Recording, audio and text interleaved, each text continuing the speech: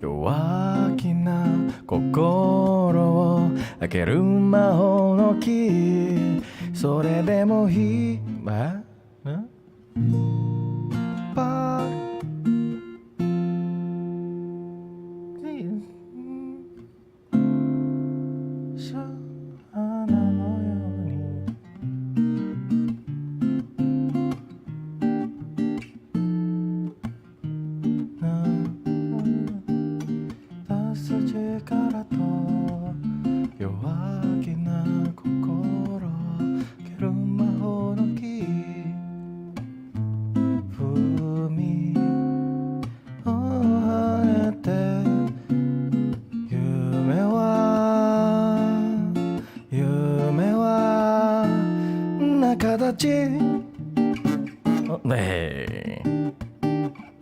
踊れや踊れ、散らさないでもっともっといい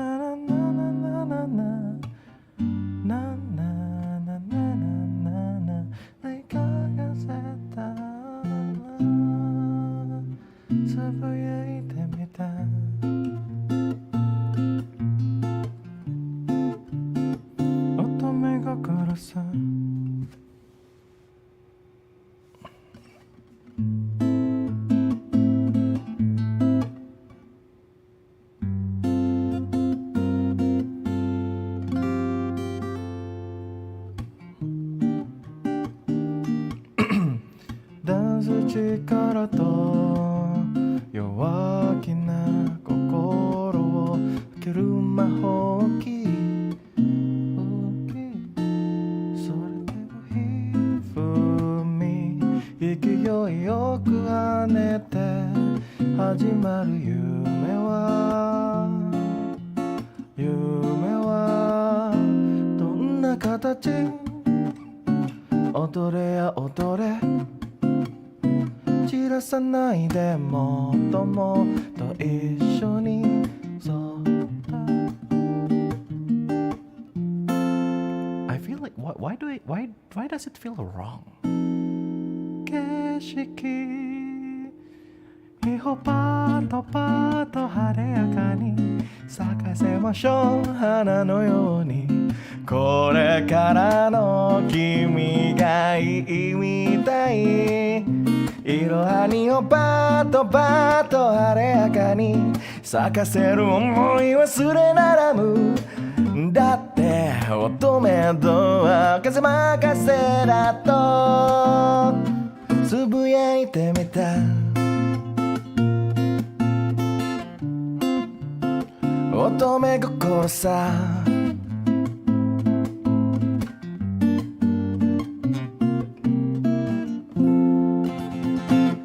なんだよこれ、もうダメじゃん、もう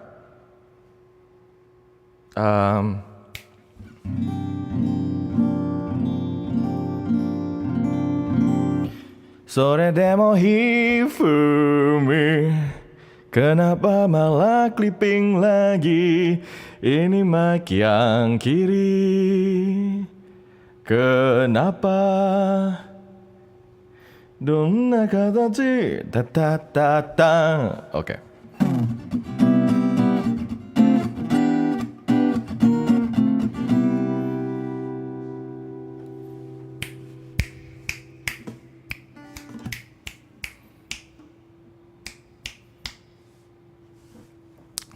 Tes satu. Aspacha, arigatou gozaimasu, Kenya-san. This is still pre-stream, that's why I haven't tweeted that.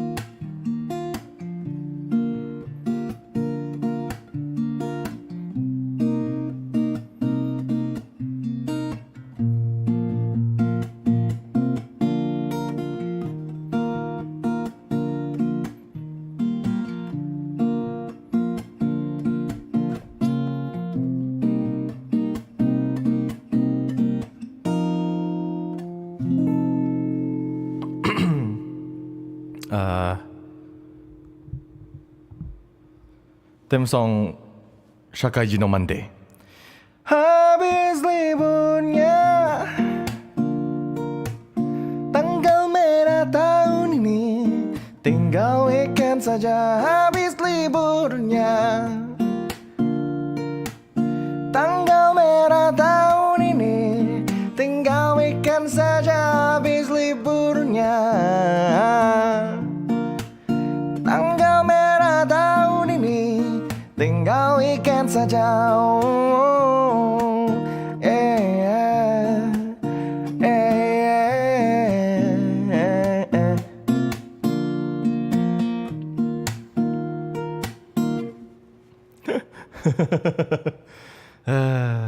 I think that's Chronicler Studio needs to be that.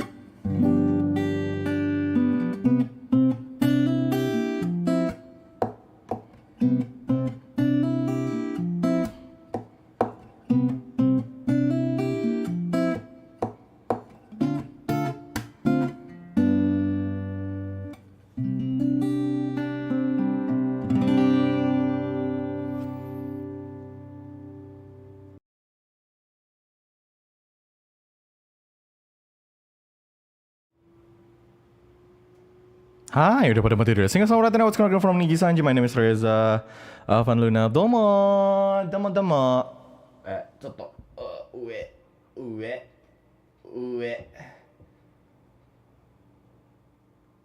I think this is enough. Yeah. Hi. Hello. Neko no koko jishi.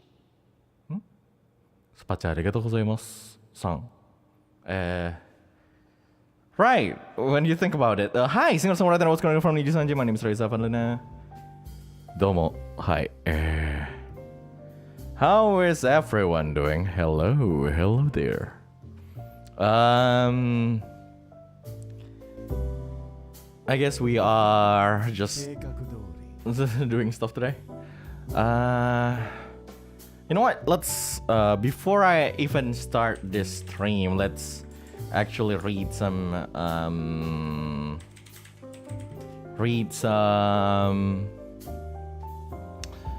what it's called again? Donation, because I don't think I have read any donation regarding you know, that actually ties to, not ties, but it's like donations and super chats on the off collab and the fall of Shenlong, the second Shenlong fall thingy. So let's get right into the news before we actually do this. Please do not send any more for now, so I don't get confused. At least until I finish reading things.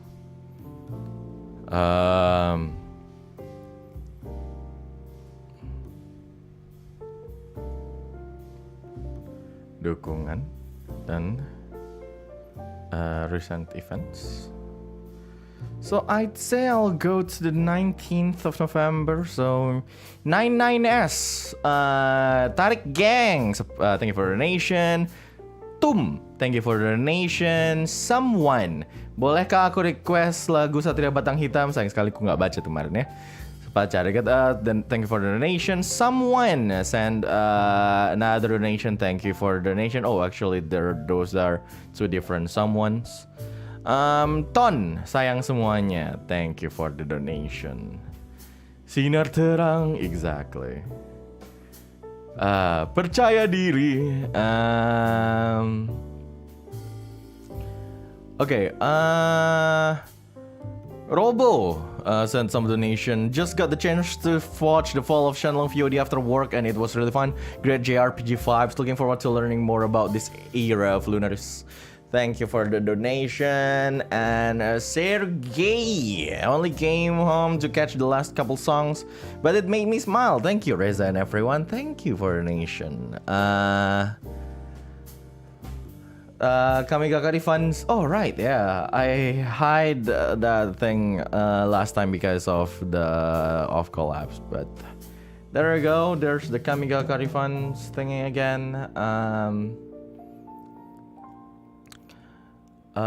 Next up is from super chats, and we'll see. So let's go. Ooh, there's a lot of super chat on from the acoustic game session. Kinya-san, let's go. Thank you for super chat. Linsata, saweranimasu. Thank you for the super chat. Teanget, thank you for the super sticker. Lily Lamb, thank you for super sticker. Hima, thank you for the super chat. Teanget, Toshizura ni voice wo barang-barang live Taskaru. Thank you for the super chat.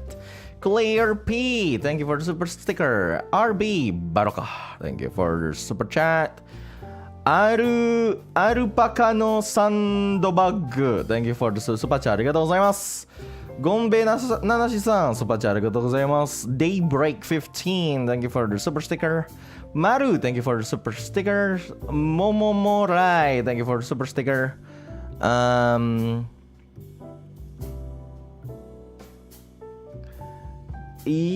Just YRKJSRJSCK. Just waktu break sekitar 5 menit, ada snack di belakang, silahkan diambil. Thank you for the super chat. Ruki Kagami, thank you for the super sticker. Claire P, thank you again. Sparrow Splat, thank you for the super sticker, super chat. Also everyone. And that's basically all the super chats and the donation for the past 2 streams. I read everything. Thank you everyone. Thank you. Yeah, what a week. That was such a week, seriously. Like, I think we managed to I managed to go through like it's just collabs. Like the whole week is just collabs whole week. You know, serenades thingy. Yes, I was like, what's it called again? Serenades anniversary, second anniversary. 2 Fall of Shenlongs, by the way, and the off collab that was really fun, and yeah, what a week. I think I haven't I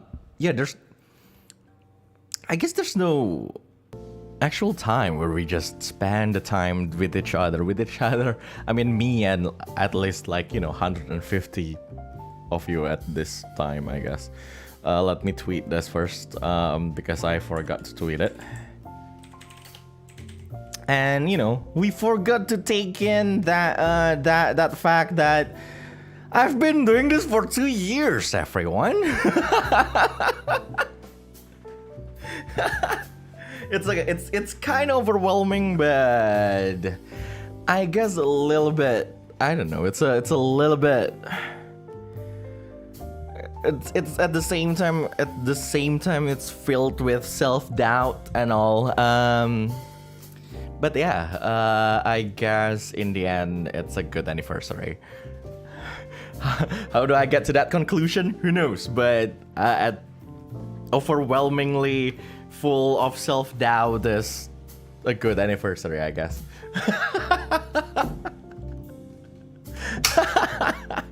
Oh god, yeah, I need to stop making that kind of jokes, but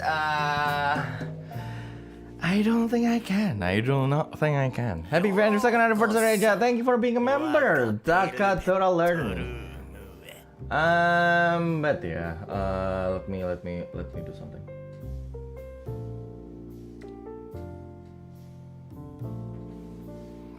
Okay, so yeah, it's that's just a self-deprecating joke. I do feel a little bit emotional after the last Fall of Shenlong session.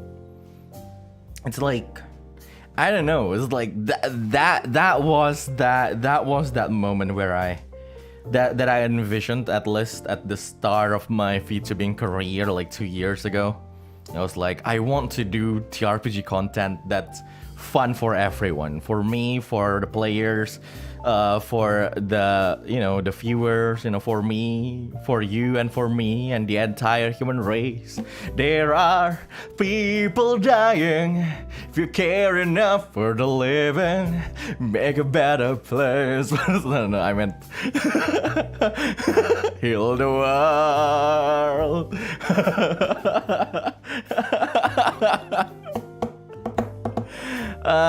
But yeah, it's like, joking aside, it's a little bit emotional, and I think it's something that I need to apologize. I've been in a slump for like the past few months in regards of like music and stuff, and I'm not saying that I'm there already, but I'm there yet. But I feel like I've been getting more inspirations lately for music. I don't know if I want to. If I will release another original song in in a short period of time. But yeah, it's I guess I'm a little bit refreshed. And also that thing is so important. What thing you ask? This thing is so important. I meant, seriously, there's something that I need to show you guys. Yeah, it's like I will not if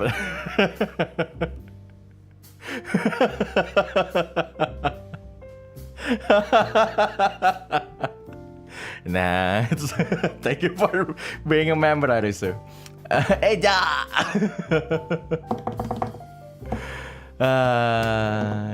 Wait, some of you don't know that.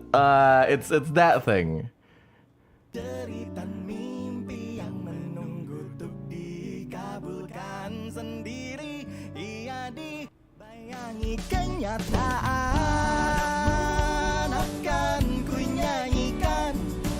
Untukmu kan ku persembahkan melodi hati ini yang telah lama tersimpan. Terbanglah, sampaikan mimpi di balik awan.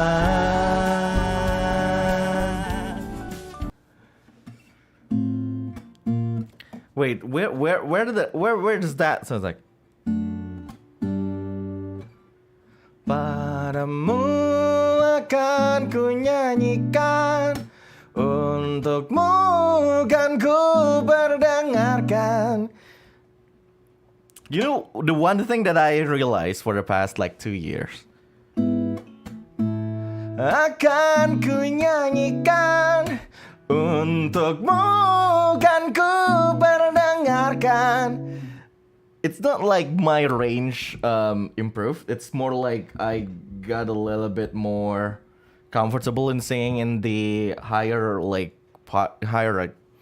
you know, area of my range, in the higher parts. So yeah, I guess that's an improvement for, you know. And I needed 2 years for that improvement. What the fuck, Reza, Avanluna? Akan ku nyanyikan, untukmu kan ku perdengarkan melodi hati ini yang telah lama tersimpan. Terbanglah, sampaikan mimpi di balik awan. Yeah.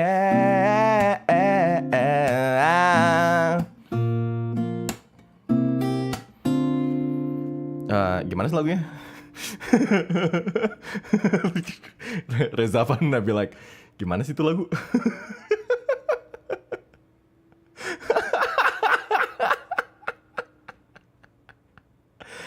Judul apa? Mimpi.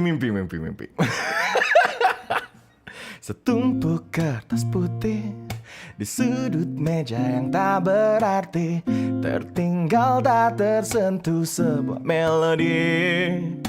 Angan yang kutulis, yang tiada seorang pun peduli, membekas tak bisa ku hapus kembali. Hentikan saja, tiada yang mendengarkanmu. Dihalangi dunia untuk menyerah, namun masih terlihat mimpi di malam itu, menarik tanganku padanya. Raihlah, padamu akan ku nyanyikan, untukmu kan ku perdengarkan melodi hati ini yang tak lama tersimpan. Terbanglah, sampaikan mimpi di balik awan.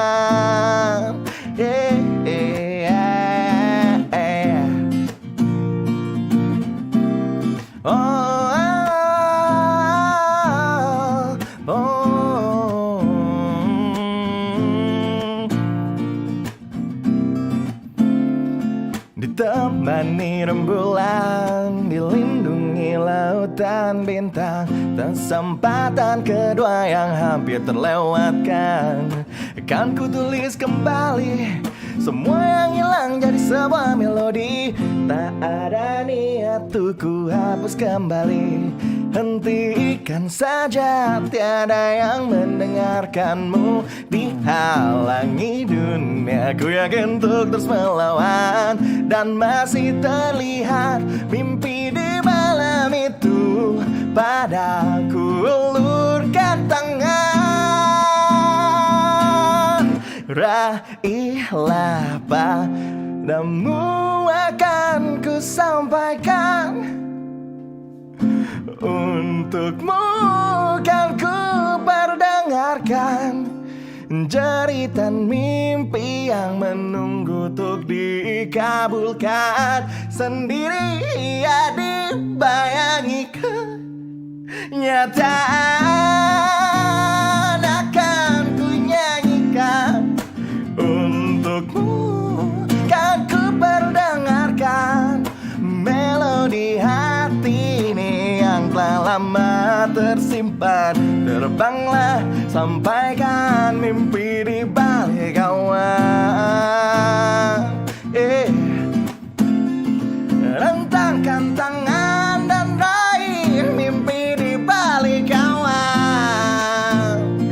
Oh, oh, ah, ah.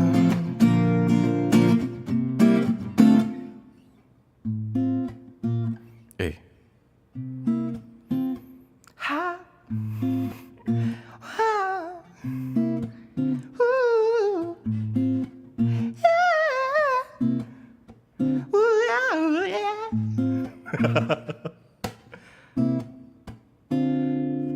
Balik awan.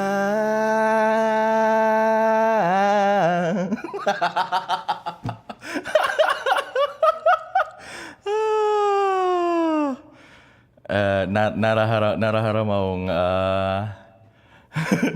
Narahara maung version. Balik di balik awan.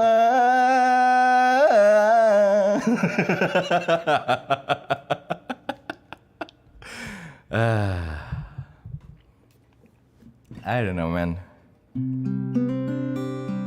I think that this is something that I not to actually bring up any other lifer, but like I saw a tweet by Yugo Asuma. I think I saw it like earlier today about like whether it's like, you know, Yugo talk about like how they what is it? Hate their own voice at some point. It's like, no, it's not charismatic enough and everything. Not to talk about other lifer, but like looking at that, it's like it kind of resonates with me because like, yeah, I too am someone who actually, I don't exactly like my own voice. It's like I'm someone who take pride in it. It's like if someone asks me, it's like, what can you do? Outside, like, you know, what can you do? What's your, you know, what's the thing that you're good at? I will actually say it's like, you know, I'm good at singing. I will actually say that. But like for the longest time, I do hate my own voice a little bit. There's a lot of things that I can't exactly accept. You know, like I do not have like that huge range. Again, like the closest comparison will be Takarajiman's voice. Where like he's able to like to take on like the higher tones and everything. I do not exactly have the voice of someone like Bobon or Vox Akuma or something, or someone it's like with like the deep, like, you know, like the deep cool old man voice or something like that, like the deep sexy old man voice. Not exactly Shota, so I'm not exactly Rai Galilei or anyone in that spectrum. But like going back to like the singing voice, I don't exactly have like those quality of like let's say that my voice is not does not suit like rock stuff. Like I will not be able to sing something like Laruku or anime opening, like rock anime opening songs like really spectacularly in that sense, or the cutesy ones. But yeah, I like to compare it to everyone else. It's a pretty mediocre voice, I'd say. It's like mediocre, but like in the end, I like singing. In the end, I love doing it, and I love that a lot of people enjoy what I enjoy, listening to what I enjoy doing. So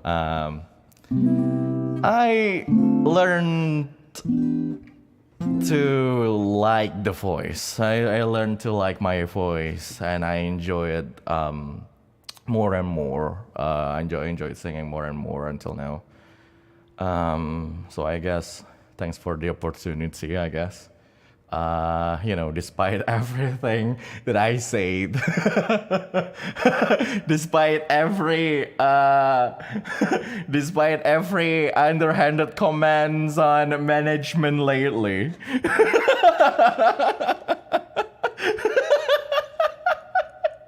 In the end, thank you, Anikara, for giving me this opportunity, to stand in front of a lot of people. I guess to sit in front of a lot of people, because, I'm sitting in front of my computer, of course. Despite that underhanded comments, in the end, thank you for this opportunity, this huge opportunity. Until now, that is given to me. Since 2 years ago, and give credits to where credits where it's due, right?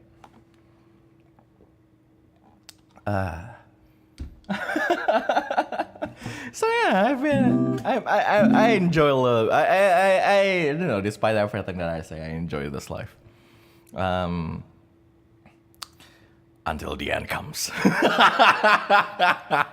Again with the dark jokes.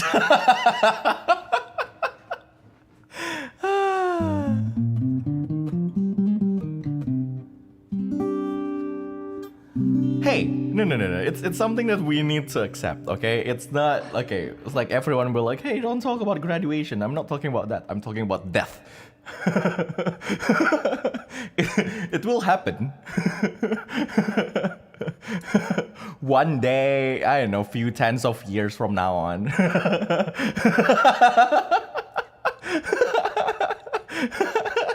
I'm just a human being. We're all just human beings. We'll all die at some point, in the end. COVID will be the end of the world.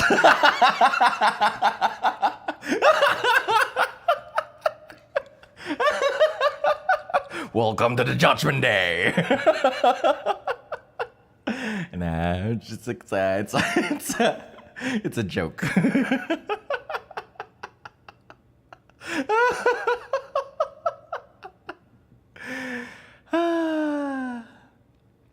But yeah, I think someone asked me like today. It's like, Reza, why are you so giddy today? Why are you unusually cheerful today? Like someone at work asked me that question. I was like, am I? Then when you think about it, is it because of last night's Fabula Ultima session? Or is it just, a manic episode? I'm not sure. I think it's just a manic episode.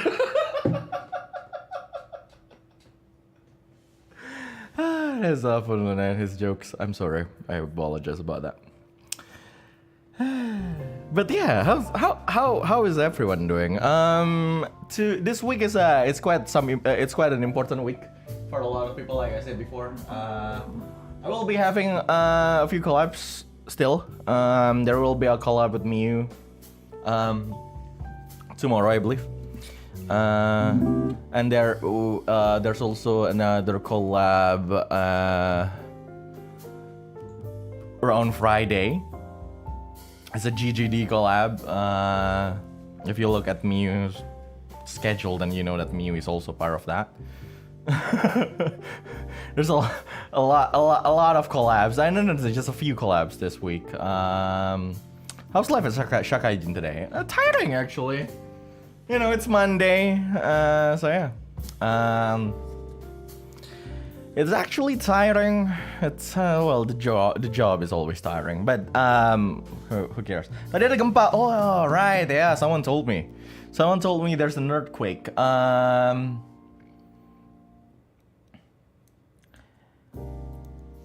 was like, what? I hope everyone is all right, but I heard some plays actually some plays actually have like actual casualties, and my condolences to everyone. Please stay safe, everyone. Did I not feel the earthquake? I work in the crossroads, guys. I left my body to the crossroads, so I don't exactly feel the earthquake. So yeah, I heard the earthquake. It's like there's an earthquake. So yeah, there we go. This is why Twitter should stay.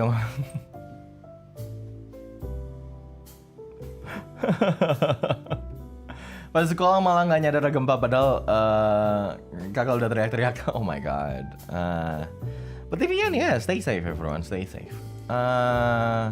Crossroads ketiduran kamu sih? No, I actually work in Crossroads. 70 kali gempa susulannya. Oh my god. But yeah.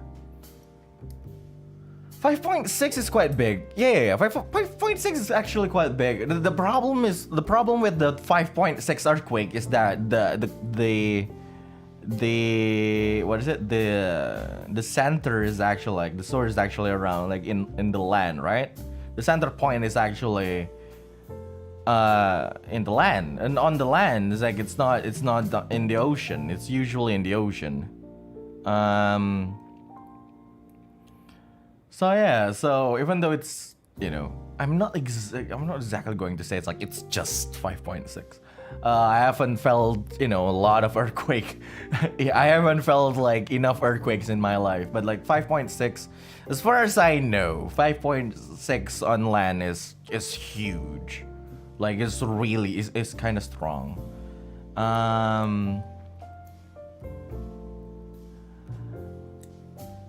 And yeah, really.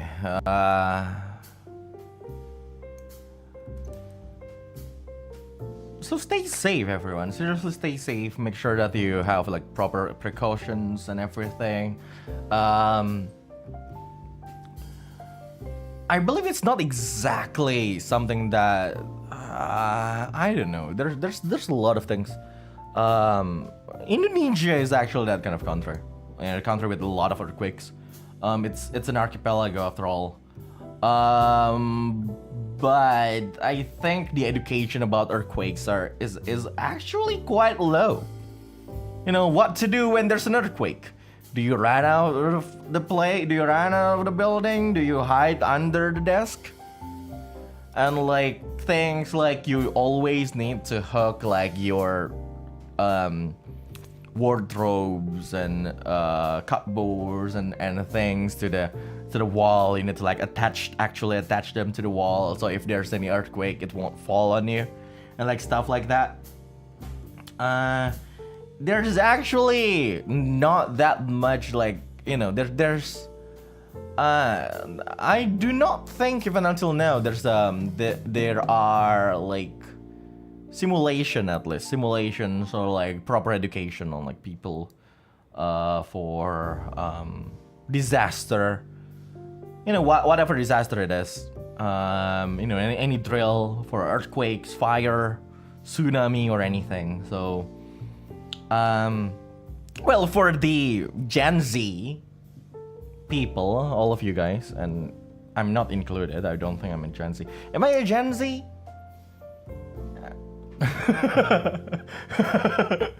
Am I a Gen Z? But in the end, like for everyone who actually understand a little bit about the internet, just make sure that you read stuff around that. Educate yourself a little bit. No, I'm not saying de-educate yourself, but it's like educate yourself. No. It's not that tone of educate yourself. Like it's more like let's educate ourselves about the things that we need to do in case of disaster. It's not like educate yourself. No.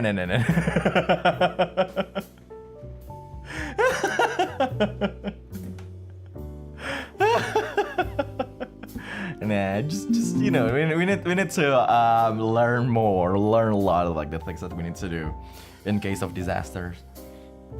Because like, you know, we never know. You never know.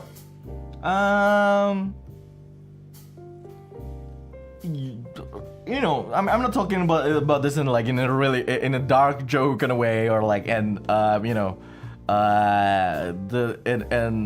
just like, you know, like an old man trying to scare little children. No. I'm just saying that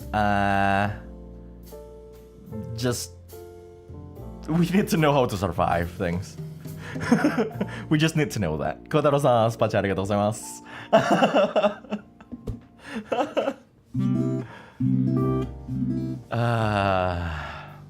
Actually, we have a lot of fire drill in, if you work at a hospital. Really?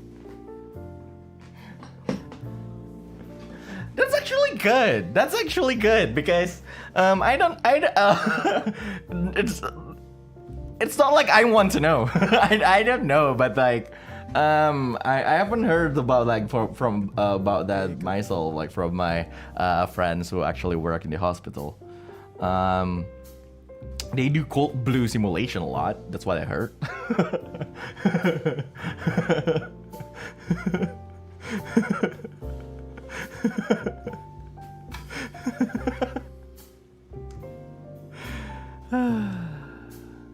And why we have a lot of like, oh well, there we go.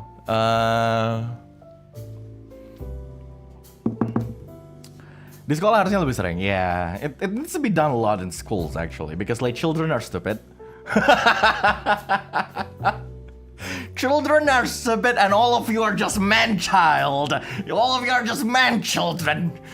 Man baby. Yeah, children need to know what to be done, right? Like, you know, they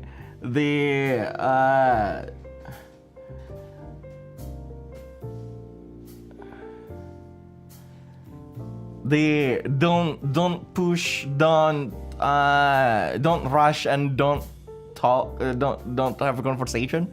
Wait, what was it again? I forgot what it is. Like the in Japanese. Oh wait, don't run, don't rush, don't panic. I think that's it. Well, that's basically it. So why don't you look at the mirror and take a look at yourself? What? I'm a man child, I know that. Kamu juga perlu sering, soalnya orang luar Jawa bisa nggak terbiasa gempa. Actually, orang luar Jawa justru mungkin lebih banyak yang lebih terbiasa kali ya. Kalau nggak salah gempa di Sulawesi itu lebih sama seringnya juga. I think that's what my mama said before ya.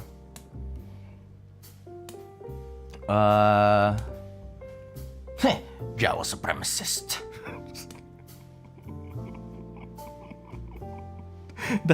that kind of meme.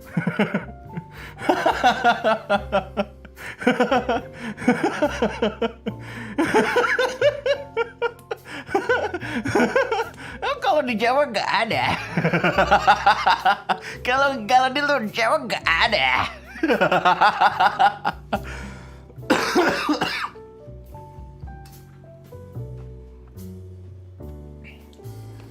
Oh my god, that kind of stuff.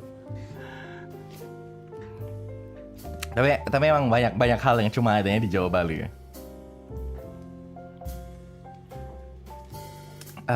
Banyak.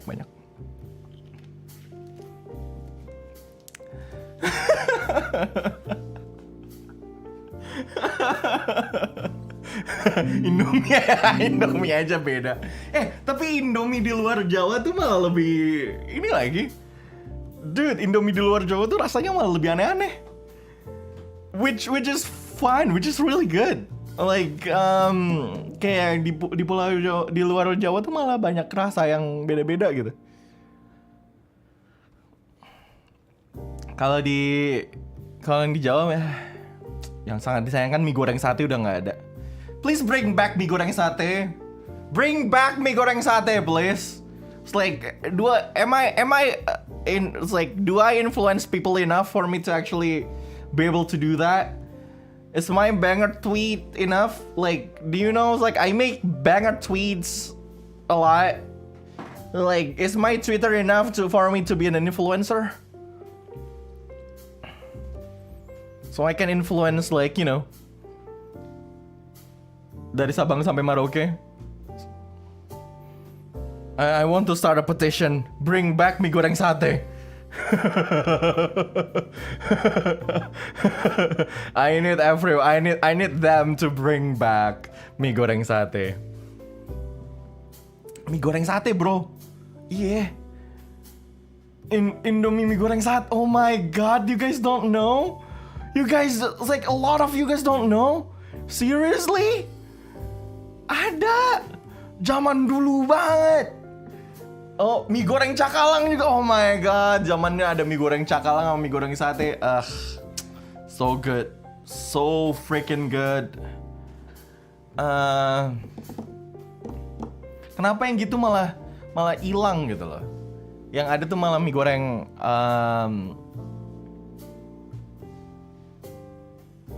sambal matah. Mie goreng iga penyet apa maksudnya.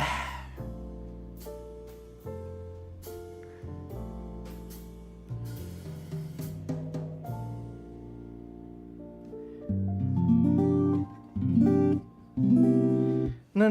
Mie goreng iga penyet itu it's okay. Here's the thing. Mie goreng iga penyet itu rasanya it's an insult to actual iga penyet. Okay, let me tell you. Mie goreng iga penyet is an insult to the actual iga penyet. Like jauh banget rasanya. Seriously. Kenapa gue kayak orang Jaksel gini sih? Rasanya mie goreng iga penyet itu sangat jauh dari iga penyet yang sesungguhnya gitu loh. Kalau yang sate sama cakalang tuh masih berasa sate sama cakalangnya. Tapi mie goreng iga penyet tuh jauh gitu loh. Jauh, beneran. Sumpah. Kalian harus nyobain. Tapi ya sampai sekarang ya di Jakarta itu nggak ada gitu ketemu iga penyet yang bener. Emang iga penyet yang bener cuma ada di certain franchise di Surabaya. Sebenarnya nggak harus certain franchise itu sih. Cuma yang di certain franchise yang di Surabaya itu enak.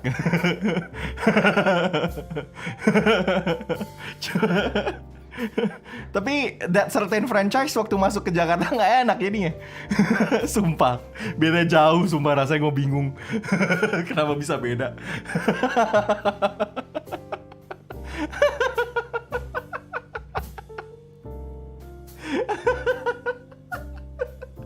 Sumpah.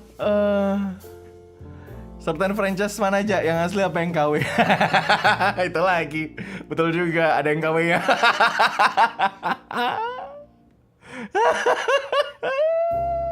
I know, right? Tapi ya begitu. Begitulah hidup. Begitulah hidup. Begitulah suasana di... what the fuck? Oke. Is it Pak Sadi? No. Pak Sadiku soto ambengan, Pak. Lek Pak Sadi ku saya enak. Pak Sadi masuk Jakarta ku saya enak, Pak. Sing de lali aku di Pak Sadi di Jakarta ku. Sekitaran Jaksel loh. Lek Pak Sadi sing di Ambengan karo Pak Sadi sing di Jakarta. Iku sik podo. Sik enak, Pak.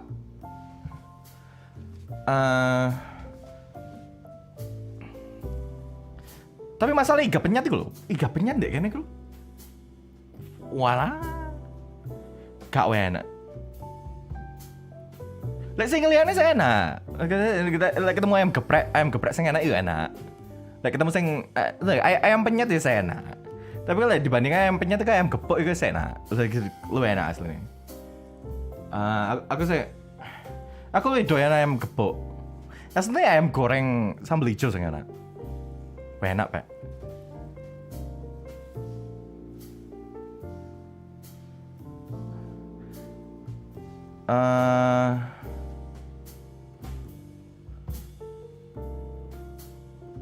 Ayam gepuk kalau geprek beda. Lek ndek Surabaya iku leko. Aku ngomongin leko. Leko iku enak, Pak. Iga penyet. Karo tahu apa? Lale.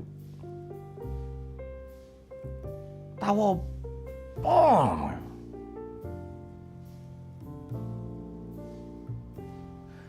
Lah masalah lek ndek Jakarta iku beda, Pak. Kudu tahu tek. Ini lo tahu goreng karo apa iku bawang putih lho. Ndek leko. Tahu goreng. Kudu tahu petis. Ono lho tahu pong ya, tahu pong.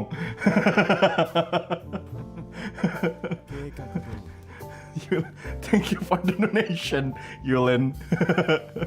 Oh my god, I can say it. Thank you for the donation. Lord. Tahu pong saya enak. Oh, wah. Tapi asli yang enak itu tahu gejrot. Tahu gejrot di Jakarta itu enak. Cuma masalah ya, kalau lu beli tahu gejrot ya. Kalau lu beli tahu gejrot, jangan beli di restoran, sumpah. Beli tahu gejrot itu harus beli di abang-abang pinggir jalan. Harus. Jangan juga beli di abang-abang yang pakai sarung tangan. Harus yang tangan kosong bikin tahu gejrotnya. Biar lebih asin.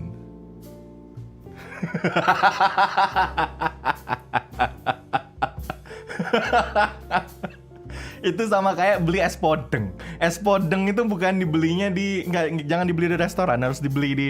Jadi kalau beli es podeng, jangan beli es podeng di restoran. Beli es podeng yang mangkalnya di depan restoran.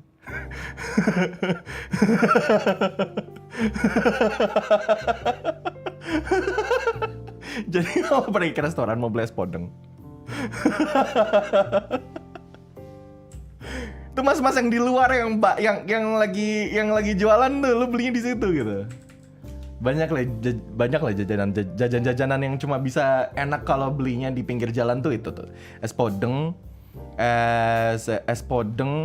terus tahu gejrot, terus gorengan tuh bener-bener cuma di abang-abang doang enak biasanya. Kecuali lu kayak pergi ke kayak tempat jajanan pasar yang emang udah bertahun-tahun, puluh-puluh tahun gitu. Leker. Kalau lu beli leker, jangan beli leker enggak. I don't think there's any leker yang high end. Kayaknya leker tuh nggak ada yang high end deh. Kalau yang high end tuh namanya martabak tipker.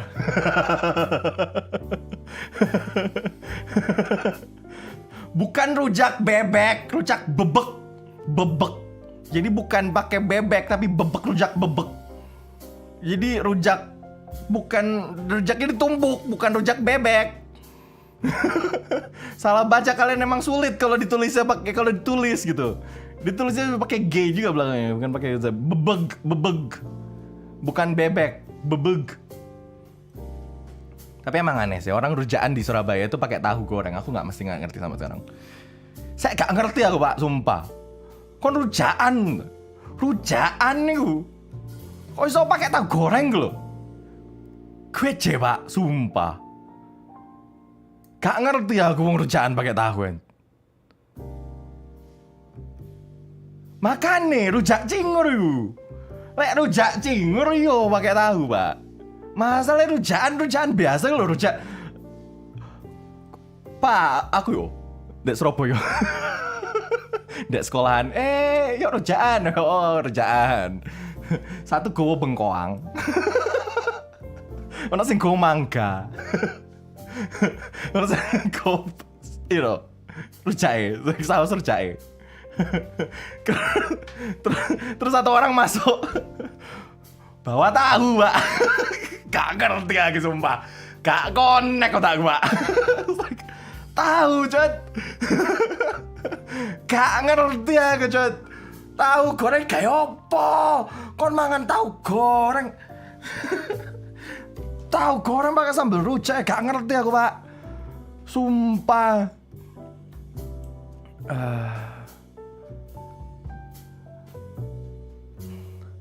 Tebak sekte. Ini sekte mana lagi? Tapi aku. Jadi leker, tahu gejrot, tahu gejrot, es podeng, terus kue ape. Nah, kue ape itu harus beli di mas-mas pinggir jalan. Nggak bisa kamu beli di mana, Mas, nggak bisa. Kamu cuma bisa beli kue ape di mas-mas pinggir jalan. Yang masalah itu adalah beli gemblong. Beli gemblong itu harus di jalan ke puncak. Nggak ada tempat lain di mana kamu bisa beli gemblong enak selain di jalan ke puncak. Bukan di puncaknya, bukan di Jakartanya, tapi di jalan menuju puncak. Cuma soalnya gemblongnya itu udah tutup, gemblongnya enak. Gemblong apa namanya itu? Gemblong bujuju. Bujuju tak jenenge. Lali aku, Pak. Gemblong bujuju. Let's just say namanya bujuju. Kok wes gak ono setahu aku, Pak. Udah gak ada setahu aku. Iya, perlu macet dulu. Seingatku udah nggak ada.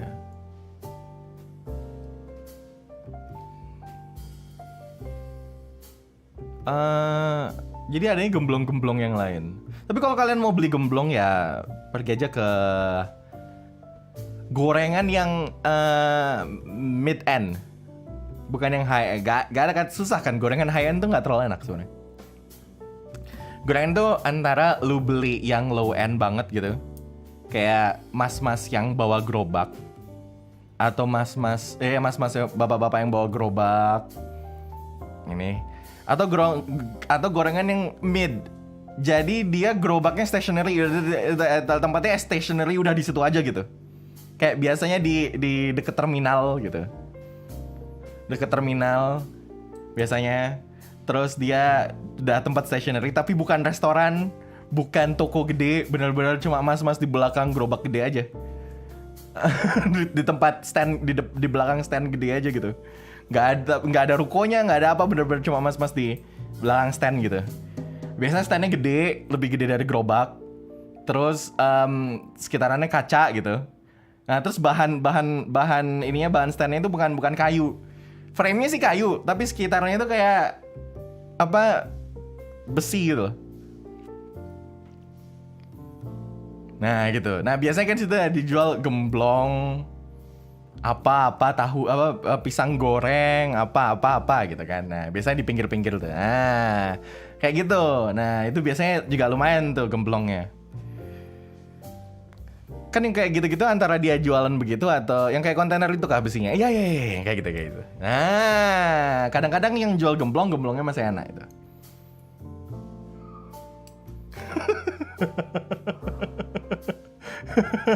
Bungkusnya kertas ujian nasional.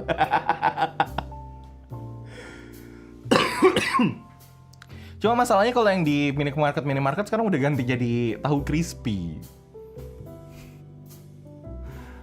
Bukan tahu siapa, tahu kriuk. Terus juga kayak ya sulit. Kalau bukan tahu kriuk apa, kebab.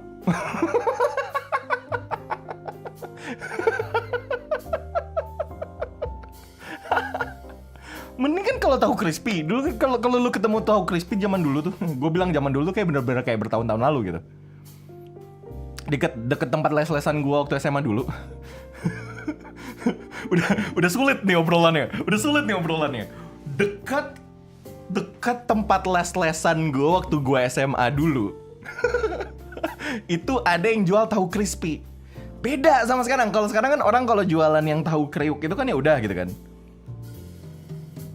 Tahu kriuk itu ya udah gitu kan. Kayak tahu luarnya kayak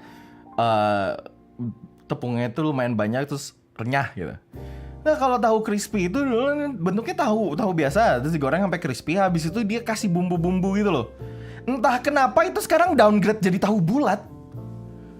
Tahu bulat tuh nggak kayak gitu. Tahu bulat tuh downgrade aslinya. Kalian tuh ditipu gitu loh. Tahu bulat tuh nggak crispy, nggak enak. Kayak tahu crispy dikasih bumbu-bumbu itu tuh lebih enak gitu loh daripada tahu. Kenapa tahu bulat yang booming sampai sekarang? Yang panjang-panjang sotong namanya. Digoreng dadakan 500-an, gurih-gurih nyoy.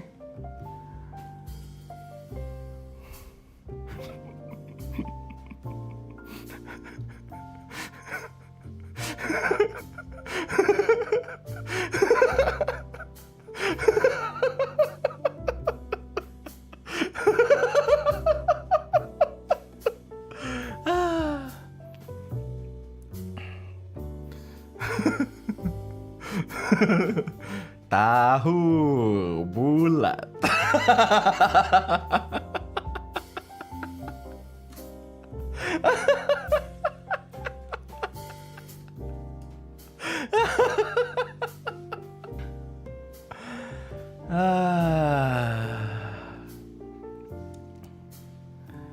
Ija KBK apa KTSP dah. Kurikulum berbasis kompetensi.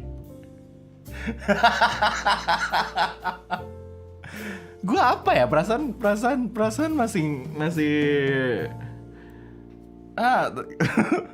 nggak, gue 23 tahun jadi kira-kira apa gitu. Umur gue 23 jadi kira-kira apa. Enggak lah, nggak KBK lah.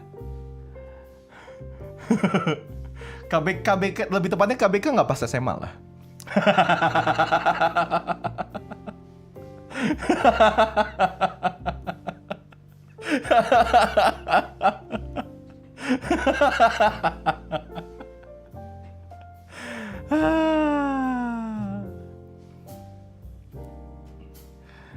Sulit ya. Sulit. Habis itu apa sih sekarang yang yang apa, yang kalau sekarang kalau SD kan pelajarannya jadi satu semua gitu kan, lupa gue gimana. Pramuka wajib nggak dulu waktu SD wajib.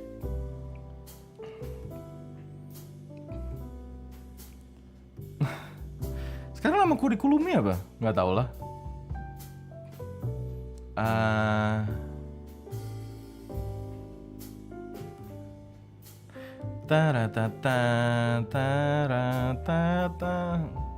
Habis KTSP K13 terus Merdeka. Gue kira-kira apa ya? Reza Avanluna kira-kira apa ya?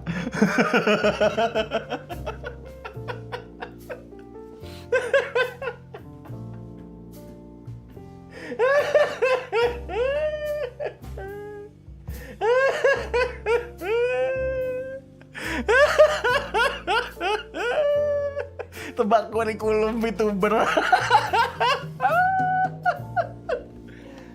Reza Avanluna 23 tahun anak-anak. Saya 23 tahun plus. I'm forever 23 ya.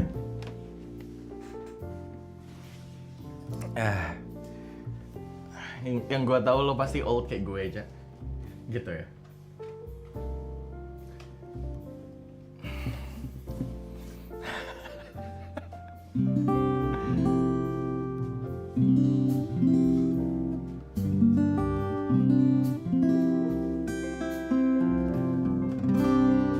Zaman catur bulan, zaman catur bulan gak aja?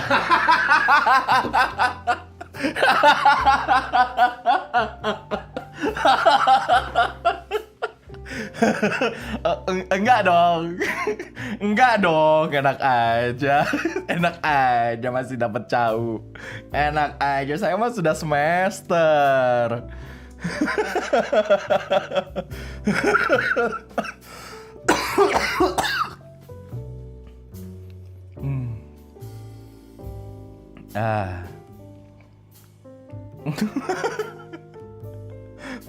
Bingung kan kalian catur bulan tuh apa? Catur bulan tuh gampang. Catur 4, bulan.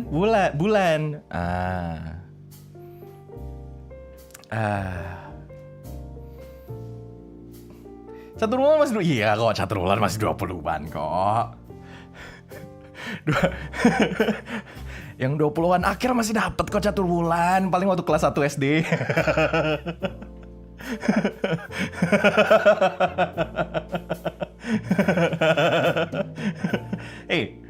Umur 21 sama umur 29 tuh sama-sama 20-an.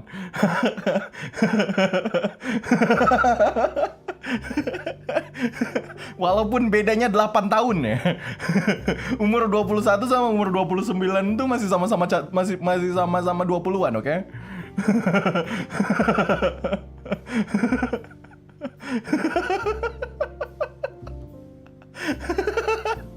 Jadi ya 20 ya umur 20-an, masih 20-an lah yang dapat cau.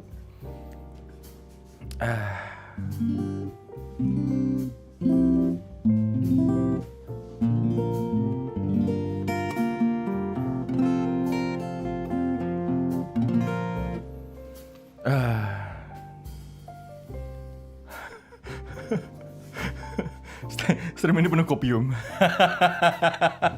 Kembali ke street food.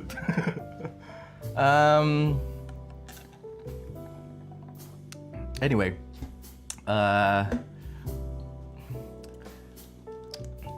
okay, enough talking about age. enough talking about age. And I'm not even talking about the Gundam age. Oh my lord.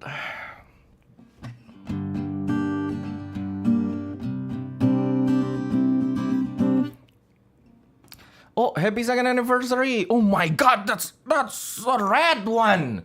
Hey son, happy 2nd anniversary! You make a lot of good songs, stream and lovely day for us. Thank you for everything you do. I'll name me of your new song in the future. Hope you're happy every day. Arigatou gozaimasu. うわ、いきなり赤スパやん。なんだよもう。I'm sorry for speaking in Indonesian for a while. We're just reminiscing about like the past. I'm sorry about that. なんかすいません。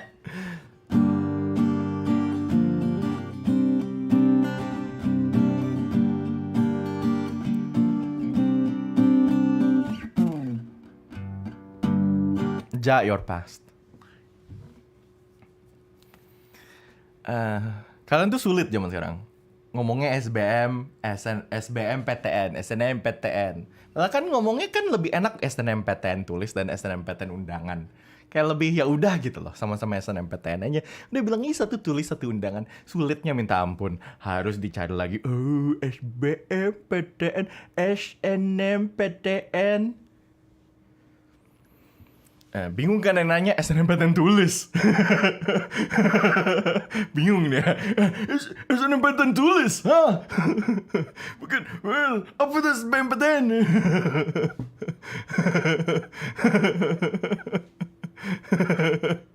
PMDK dan si band baru geng. This all made me feel kind of nostalgic. No, but I don't feel old. So, really? Dev Kuzu, thank you for the super chat.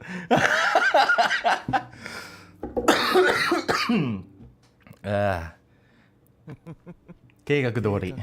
Jadi sebelum dibilang SBMPTN dan SNMPTN, I feel like it's different again this time. But ya sebelum jadi SBM dan SNM dia adalah SNM tulis dan SNM undangan.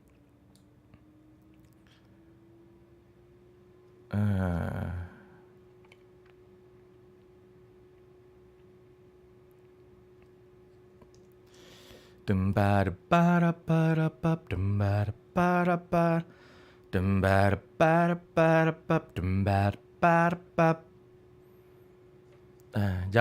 bikin mengingat umur ya. Umur tidak untuk diingat-ingat ya.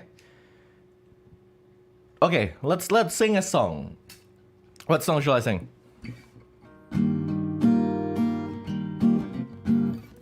Let's sing some.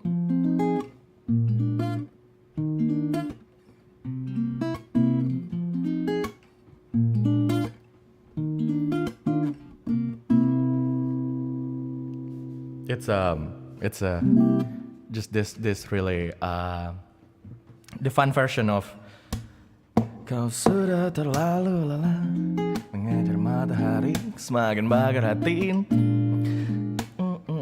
menyiksa afkar dirimu terkekang dalam satu hal yang kau tuju. Kenapa gue lupa sih ininya liriknya? Kau sudah terlalu lelah mengejar matahari semakin bakar hati dan kau hanya membiarkannya menyiksa bakar dirimu yang terkekang pada satu hal yang kau tuju. Patah sayapmu kau kepakam tiada henti kau terjang awan yang pelan menghitam namun hanya kau anggap rintangan kau basuh peluh lalu hanya sing-singkan lengan. Tiada waktu lagi hanya satu kali lagi ini mungkin kesempatan terakhir yang akan kau dapatkan. Terus kau ketakut semua alasan yang ada pada kedua mata merah yang setengah terbuka. Nafasnya makin sesak segala tangis yang kau isak jantung bertambah cepat tanpa namun terus berdetak. Kata siapa kau harus dipenuhi luka kata siapa kau harus bersiram air mata.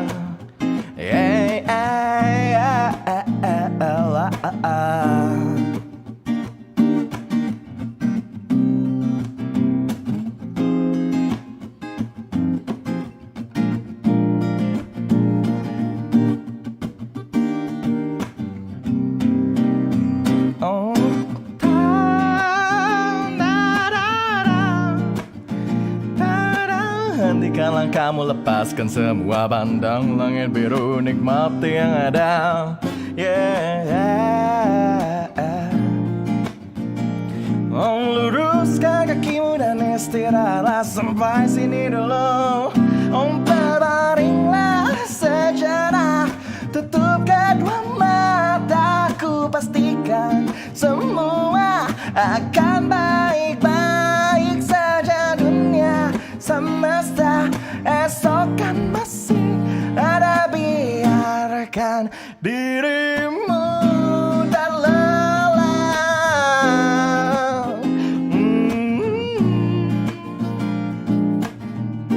Baca arigatou gozaimasu.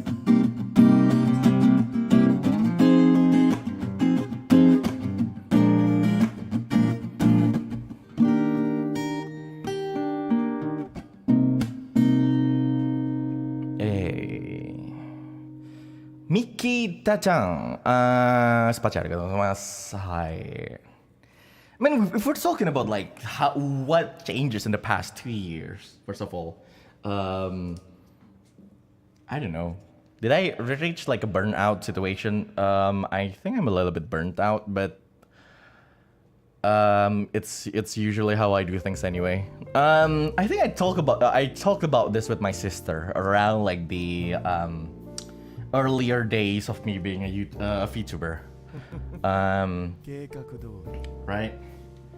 And I talked to her about like having a burnout and all.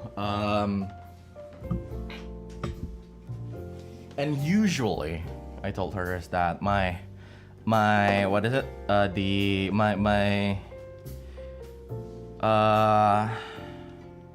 What's it called? What I usually do when I have the burnout is that I just push through. Because like, usually if I just stop doing things because of like burning out, I will actually just stop like completely for a long time. And that is not healthy because like that's not what I want to happen. That's why I usually just do things like I will take a break in a way that I do not actually just I do not push myself to the limit. I just still do it, but within my comfort zone or something like that. And that's why sometimes like my streams are weird. That's why like there's a week where I will just do like zatsudans. Spacha, arigatou gozaimasu. Or like or like a period of time where I don't have any projects at all. That's basically me taking a break. There's like, yeah, I'm taking a break. I'll just do stupid hikigatari and zatsudan stuff. So yeah. But like, yeah, I do plan some breaks. I'm planning a few days break in I think 2 weeks or so. Yes, in 2 weeks I will be having like a break. By a break I meant 3 days break. I will just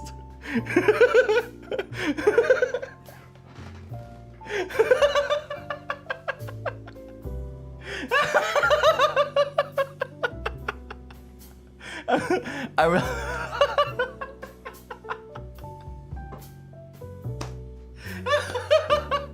I will not even I will not even announce it. There will be a time where I will not be streaming like at all. Like no stream at all, no actual like nothing at all for like 3 days. 3 days of like minimal activity on Twitter probably, and like just no stream at all for that 3 days. Yeah, you will know when it happens. Like, there will not be any announcement. But like when that happens, you will realize at that time, oh, this is what he meant.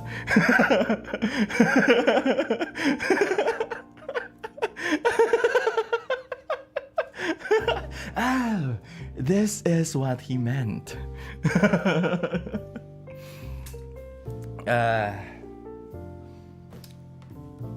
Here's the thing. My work is something that that's hectic. I can't exactly go into details of what my actual job is, right? Like, I mean, the actual job of being like a member of the council, I don't think I will go into details why it's extremely hectic. So it's busy, and like the schedule is always packed. And especially lately, for some reason, it's been really hard. And here's the thing. The reason why I do not take breaks, right? The reason why I do not take breaks, like long breaks, for example, like, everyone always take like long breaks, like either like 1 month break or at least 2 weeks breaks, or like Michon for like I think Michon is taking like 2 months break. The reason why I don't do that is that I feel like I will just lose that excitement in my life if I just take a break from streaming, but at the same time still work in the council, right? Like, yeah, I will take a break from streaming for a while. Meanwhile, I'm not taking break in the other job, in like my day job. I will feel so defeated.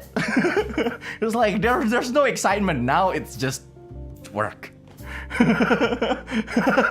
Like now it's just work. I do not stream, but I still work. That's why I do not take breaks. I told you before that like doing this kind of stuff is also like a little bit like it's also me like resting after work. Of course, sometimes it's tiring, sometimes it's stuff like that's why like sometimes my my contents are just extremely low effort, low quality, streams like Zatsudan, or like just me doing random hikigatari. That's or like reading stuff, because that's why it's like it's when it's just that low quality content, of me, of just a 2D person in front of you, talking about some bullshit and sometimes sing, right? That's me taking a break. Yes, are you taking a break right now? Exactly. I'm technically resting right now because I do not need to think about the content that I make today. I just need to start the stream and talk. Right? It's like, yeah, I'll just sit here and like, I'll start a stream and talk to you guys, and that's it, right? I do not need to prepare for like forms or anything. I don't need to prepare for sessions. I didn't need to like make sense of like, like do extensive preparation. I don't need to think about like the set list for that. I don't need to think like need to practice like the chords of songs. I'm just chilling. That's basically it. This is the I don't mind any sort of content as long as it shows proof of existence that someone is still existing. So even Twitter posts are fine. That's nice. Yeah, this is basically me relaxing. Like, Reza Avanluna doing Zatsudan is basically Reza Avanluna. Because like, again, if I'm not doing this, I will just be talking to myself anyway. So it's the same. It's like, the option will be me talking to myself or me talking to the chat.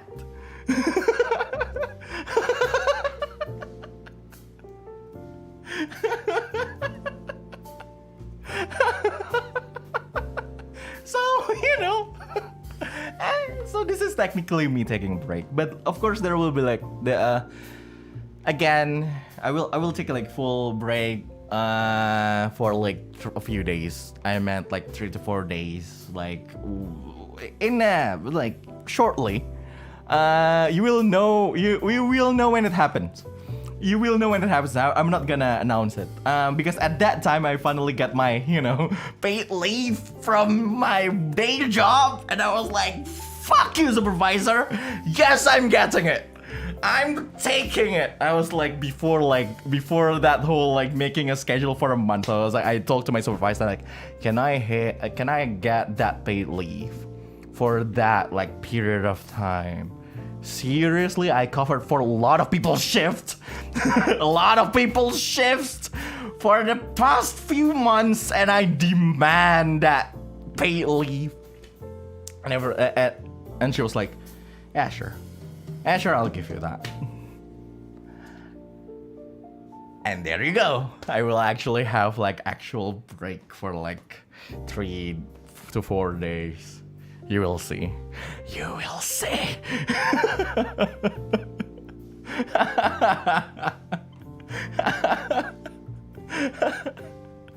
Oh my god, so funny.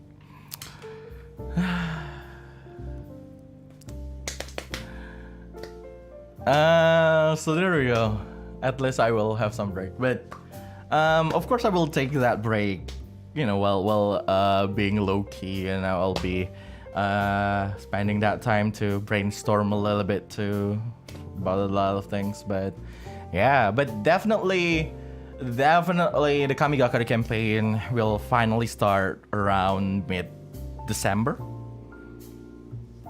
I'm still waiting for the art to be finished, and we'll be having like session 0 at the end of this week. The preparation for the Kamigakari campaign is on its way. It's like on progress. But yeah, I'm thinking of like still doing like, because like everyone turns out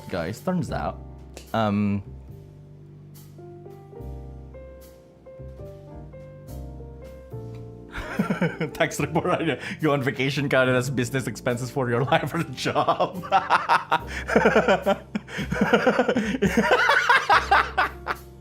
That's stupid. God. Anime CFS sudah jadi belum? Belum. Masih menunggu art terakhir. Jadi I'm still waiting for like this particular art for like the whole thing. The first and the second episode are actually finished by the editor. I'm still I finished the opening video for that, but I'm still waiting for the final art. There's a lot of things that happened lately that delayed it, but I'm still waiting for that final art. But once it's finished, I will, that will be the time where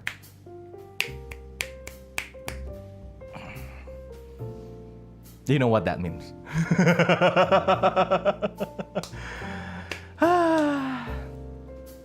I hope I will be able to release it around January. I don't know. I'm not sure.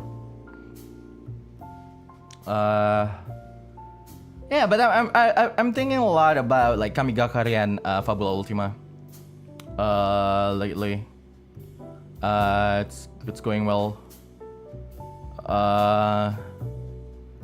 And I talked to my friends. Like one of my friends is actually helping me. What is it? Is actually helping me make like this some character sheet for Imoclore actually. Imoclore character sheet for Roll20. So I can use it on Roll20. So well, yeah.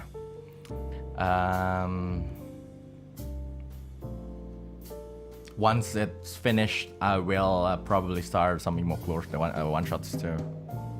Oh my god, it will be fun. That's next, yeah. Whoa, yeah, that's neat. I know. But will you be there on Muse graduation? Unfortunately, I will not be able to. I have the night shift on that day. Seriously, man, I hate night shifts sometimes. I miss a lot of like important stuff due to night shift. I believe I missed like a lot of birthday stream. And sometimes when I work, I look at the Discord servers I'm in, and like people are playing Overwatch 2 together. It's like, what the fuck? Why are you guys doing this when I'm on night shift?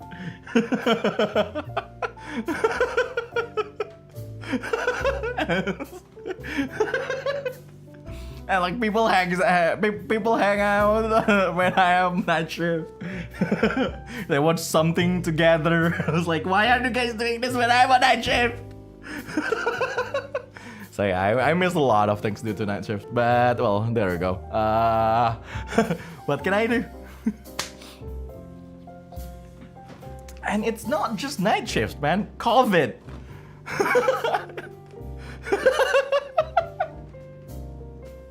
Like, oh my god, like, it's like rare stuff like happening.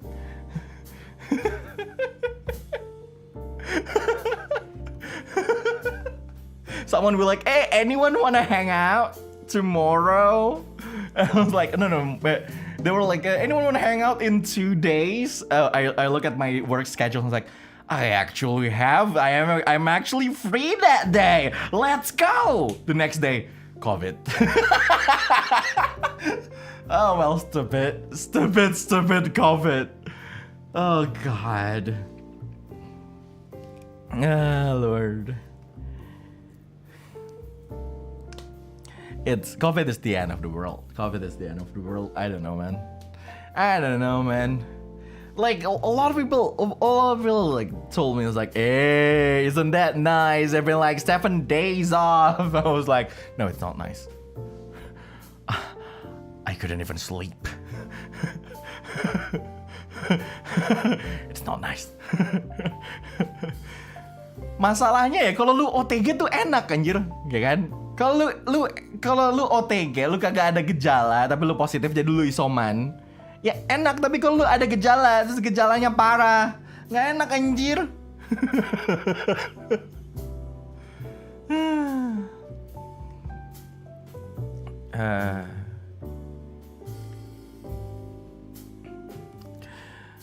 Talking from experience ya.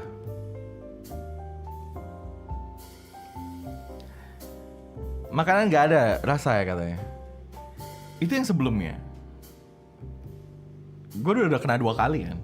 Jadi yang pertama tuh nggak ada rasanya makanan. Tapi untungnya yang baru-baru ini kayak nggak ada. Mungkin yang varian baru itu kali. Nggak ngerti juga. Nggak ngerti gue. Nggak ngerti. Kayak banyak banget variannya. Emang gini. Emang tanaman. Besoknya ada apa? Coronavirus varian pandan wangi.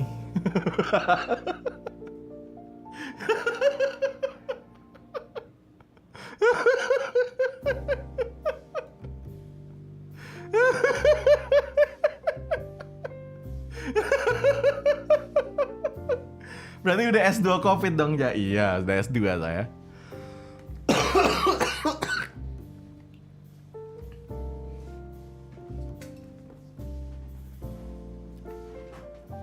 Gak enak. Masalah itu sampai selalu kayak gitu. Jadi kayak yang jadi masalah itu setelahnya sebenarnya. Setelahnya lu udah negatif, jadi lu disuruh kerja kan. Udah negatif langsung kerja lah gitu. Enak aja lu lama. Tapi gejalanya tuh masih ada gitu loh. Lu masih batuknya masih agak parah. Tapi udah negatif jadi lu tetap harus kerja. Sulit. Mana nggak bisa WFH lagi.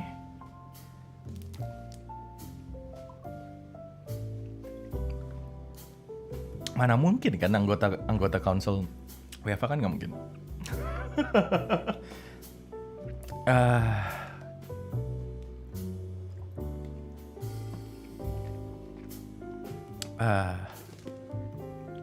Pilih WFH apa WFO? Lu nanya ke orang yang salah. My line of work doesn't have work from home. There's no way I can work from home. It's the hands-on practical kind of job. It's like I need to be there. There's no way to work from home in my line of work. So yeah. so work from home or work from the office. I don't know how it feels to work from home, man.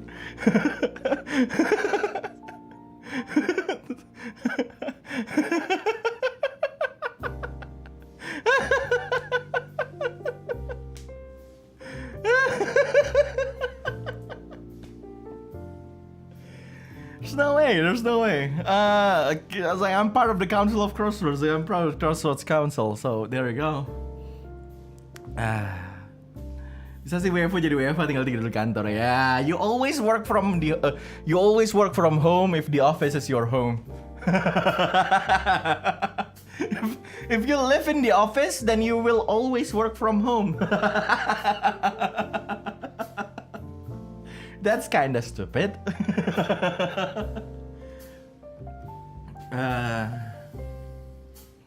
But at the same time, that's kinda nice too, I guess. That sounds nice, actually. I think my idea of being a content creator,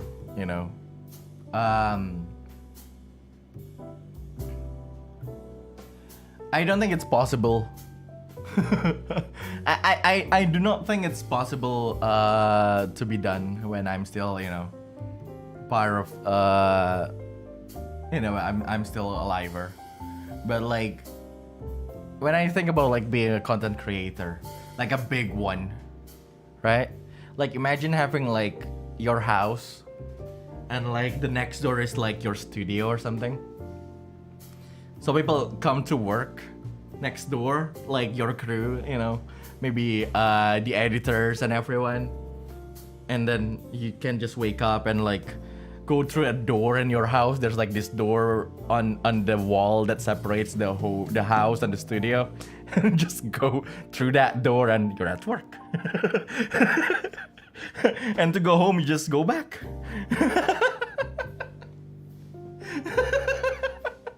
Isn't that nice? Having an office next door will be nice. I know, like not your house, like I don't think making your house your workplace is healthy. I don't think that's healthy. So just separate it, like actual separated building. Like another building, like right beside your house. So you just go through that door and go to the work. You don't need to be worried about being late. Both heaven and hell a door away, exactly. Does Ruko count? Maybe, I don't know.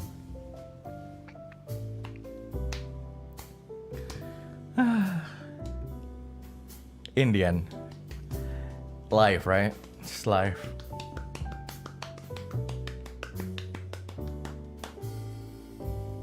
Bedanya atas bawah dong. Home office kinda nice too. Separated by a small indoor garden. Now, that's rich people bullshit.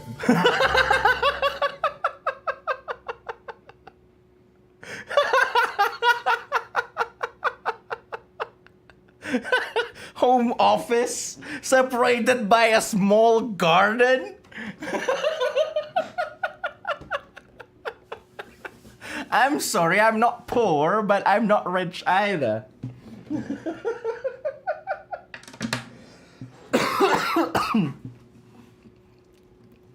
I think I said it too many times already. It's like it will be insulting to actual poor people if I call myself poor. Like seriously, I have a gaming computer. I don't think I'm poor. I don't think I have the right to call myself poor. It's like that's ultimately offensive to actual poor people. But I don't think I'm rich.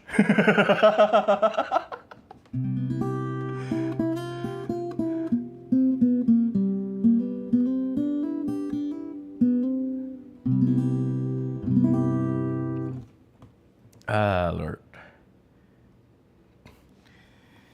I think it's like my mom actually talked about it again, but my mom actually talked about it like, you know, probably like a few hours before the stream. She told me again like you should go to Japan and like, you know, enjoy the money that you have and everything. I was like, I work hard for months. For almost like for years to accumulate that much money. I don't think I want to spend all of them in 1 week. Yeah, that's how middle class I am.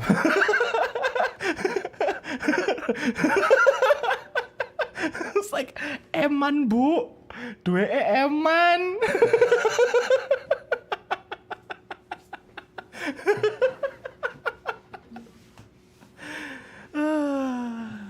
Middle class. Middle class.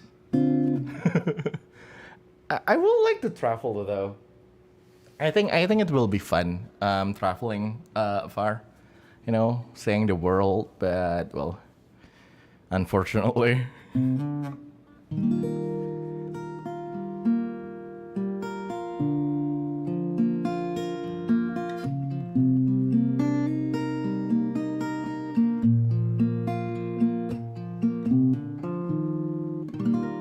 Terbang ke Indonesia Timur duitnya juga podo wae. Kayak mau pulang Jepang. Ya jangan makanya.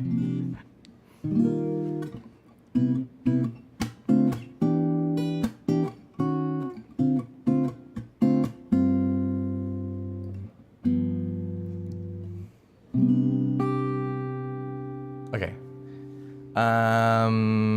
Another original song.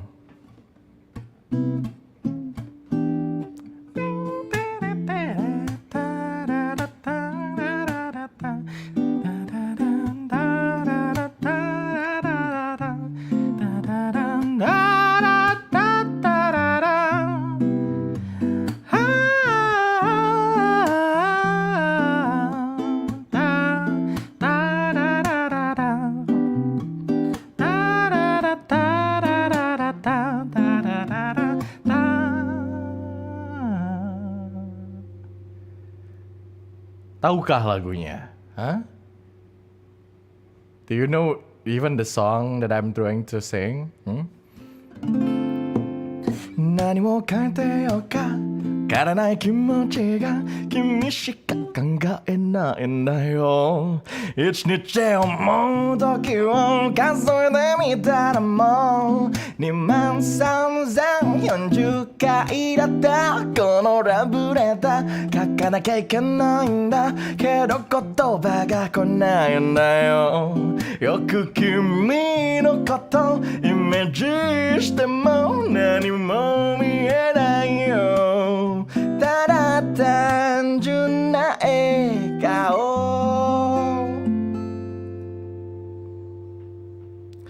言葉に書かないわ君を朝日が触れた花らしくて輝いてるの君をおひとい雨の後のレインボー夜中からも癒してるの君を届けたい気持ちを手紙に書いてみるよ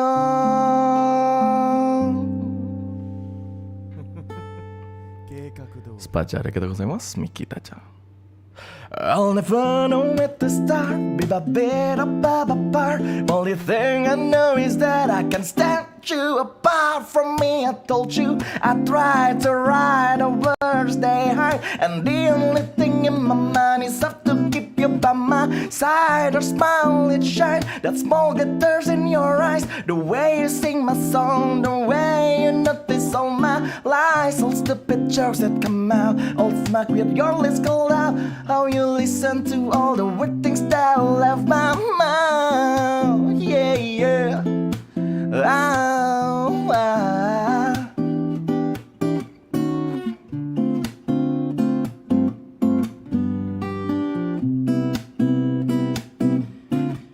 単純な笑顔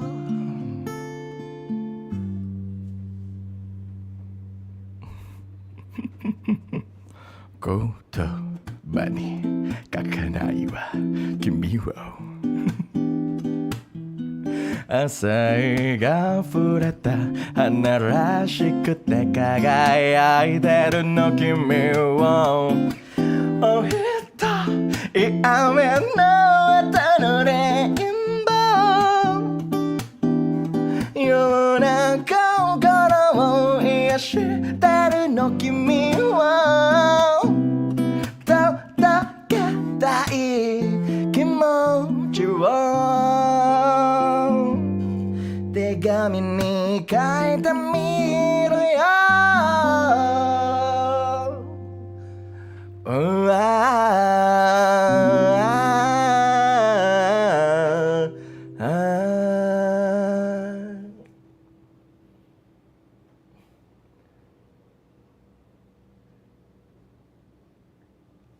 Yeah.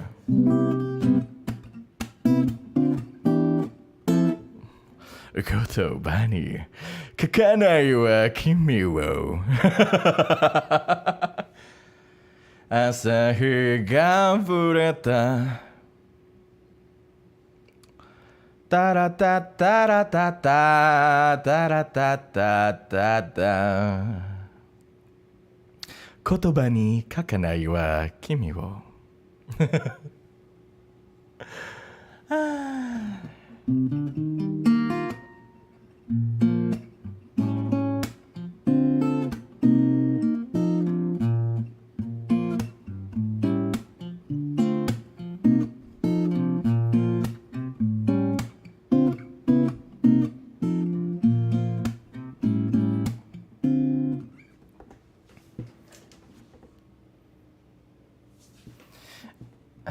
Me Otafia I'd be like,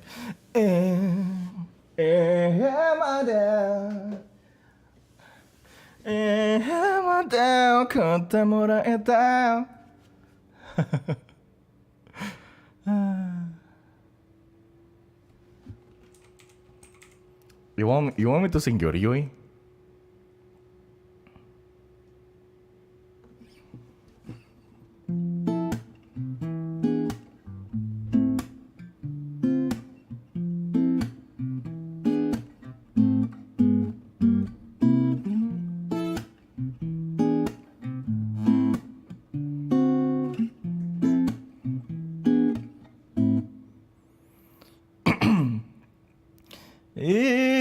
まで送ってもらいたいの今夜満たされてたいのできれば君にちょっと濡らしてほしいの泳いで寄りたいのごまかしてキスしたいの君といたよ暗くてぬるい部屋で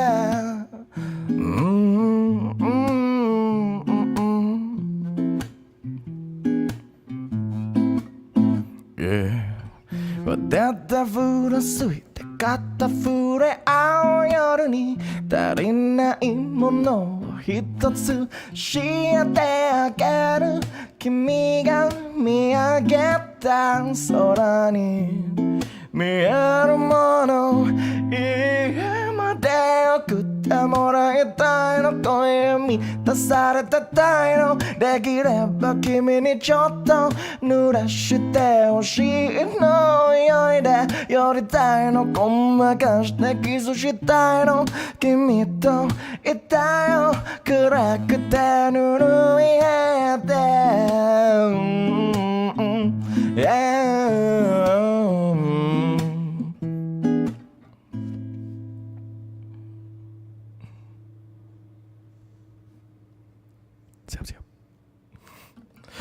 綺麗な愛とか柄じゃないね肌に任それもいいんじゃないだからよそ見しないで日が昇るまで私だけを見てよ言えるわけないじゃん、言えるわけないじゃん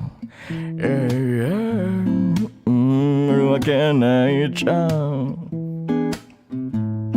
言えるわけないじゃんないじゃん家まで送ってもらいたいの今夜満たされたいのできれば君にずっと抱きしめてしの泳いで寄りたいのごまかしてキスしたいの君が欲しいよ甘くてルイヘアで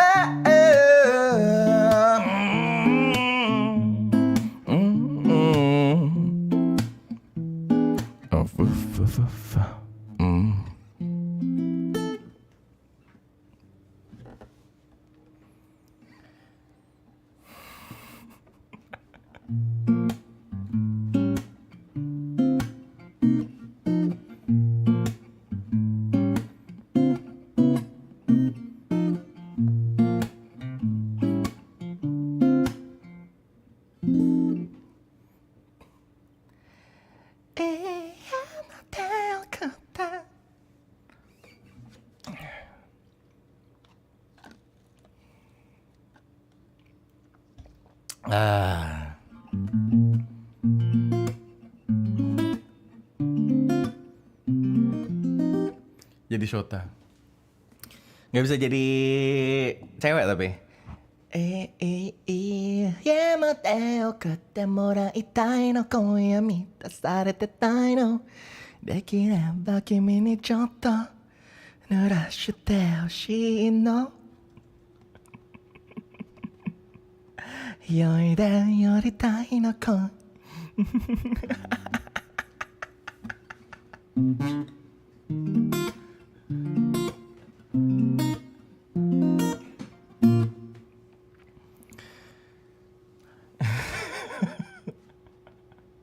Ara, ara. I don't think I don't think I can actually I don't think I can change my voice into like a girl voice. It's like it's hard. Iya madeを買ってもらいたいの今夜満たされてたいのできれば君にちょっと濡らしてほしいの酔いで寄りたいの恋でどこだっけ酔いで寄りたいのごまかしてキスしたいの君といたよ暗くてぬるい部屋でななななななななななななふふふふ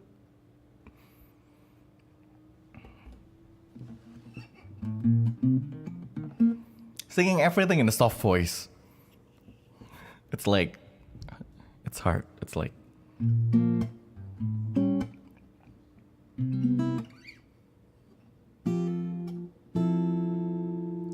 ya harus agak tinggi.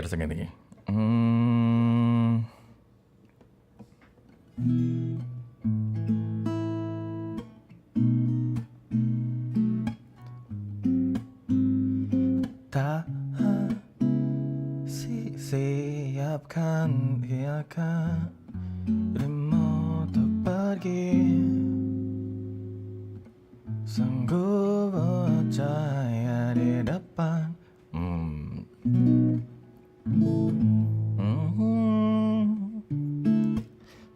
Cahaya di depan mataku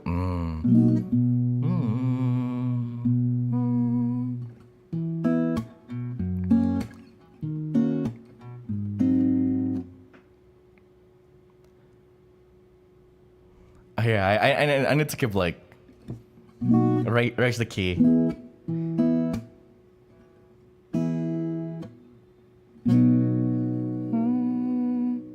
Dan terlalu lelah berkelana mengejar jejak yang fana dan menghanyutkan hanya terus berjalan bersama jiwa yang hilang setidaknya kita tersesat bersama hangat yang memberikan dana dalam perjalanan ternyata siapkan dirimu untuk pergi ke perjalanan maya bersama Oh, sungguh terang cahaya di depan mataku tak dapat berpaling terdiam Dan saat kau ulurkan tanganmu lupakan sejenak lihatlah ke depan let's fly up high your journey awaits us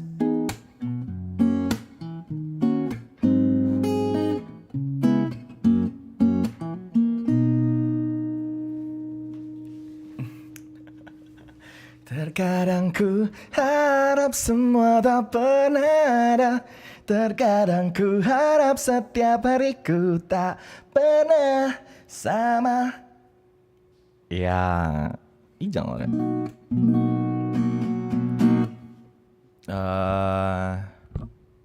It's the same as like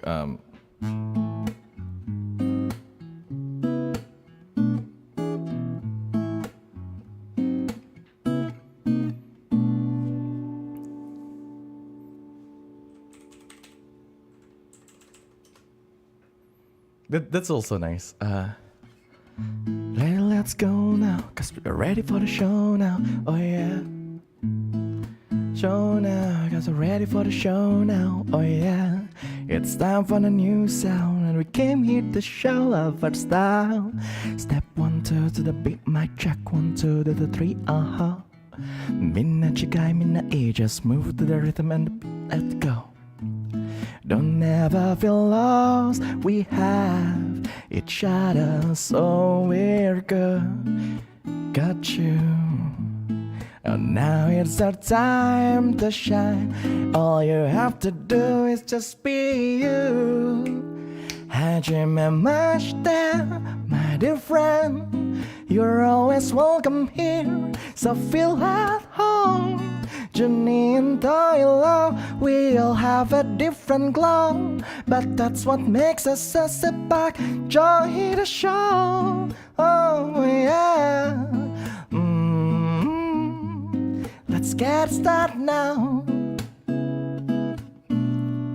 Let's get started now. We came from different places. Seeing your faces makes me anxious. Next time I'm not a nervous wreck.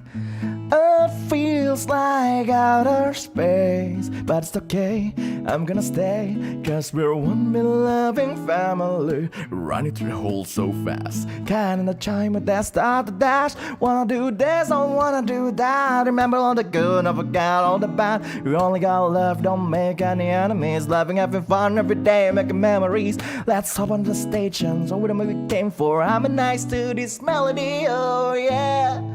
If I feel lost, we have each other, so we're going, got you. So now it's our time to shine. All you have to do is just be you. Jim and Mashta, my dear friend, you're always welcome here, so please at home. Journey and toil, we all have a different glow, but that's what makes us sit back and enjoy the show.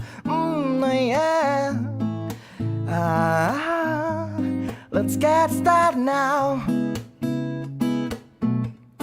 Let's get started now. It's like singing in the soft voice. Singing with the soft voice. I don't know. It sounds nice, I guess.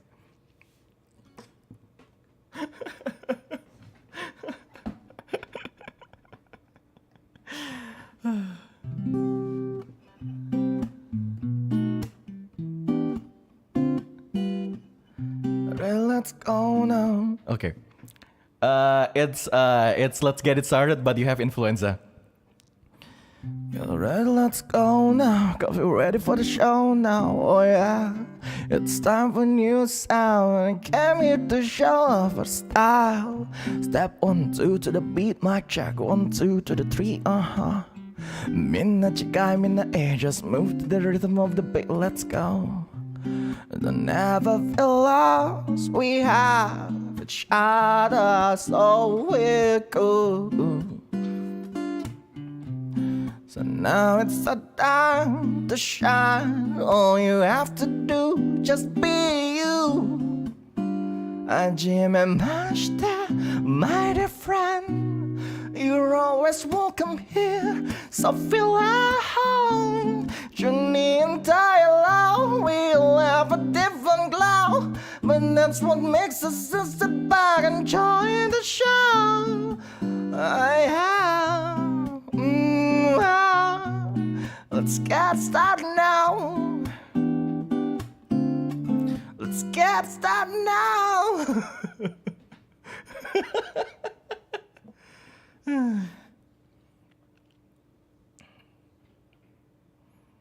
No.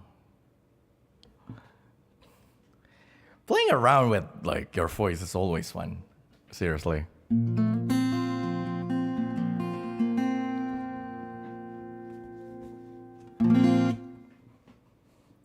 Dahlah capek ngantor.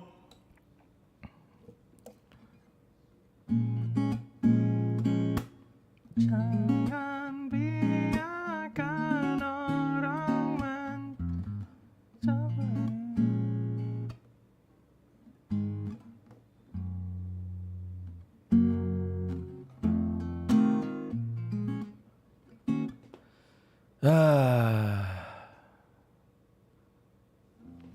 Soft you do you, man. Sulit itu, sulit. Bersenang-senang bareng-bareng teman di waktu luang. Menggapai bintang takkan berhenti berjalan. As long as you don't call me cute, cause I'm not. Jangan juga panggil aku cute, cause I'm not. I'm manly, not a baby, and because I'm cool. I'm manly, not a baby, and I know a rule. Hati-hati inmates.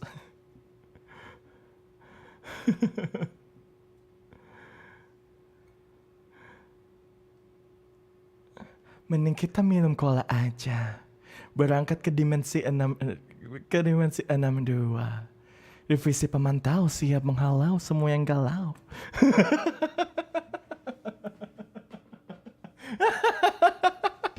Dalam capek ngantor, sebagai CEO harus jadi mentor. Go lagi kejar deadline proposal, malam eksekutif muda virtual. Anda mau daging di restoran Anda, minta ke solution jawabannya. Anda mau sukses di kehidupan Anda, kebahagiaan mula modalnya.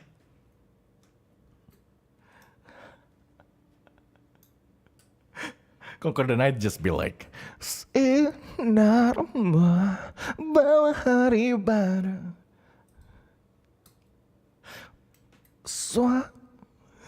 Sianarmu.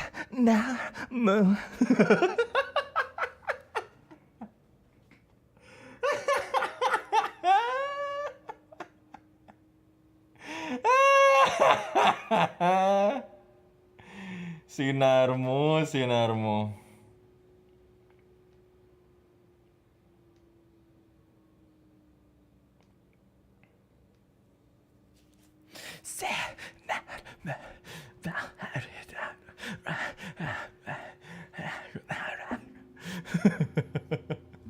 Lampaui.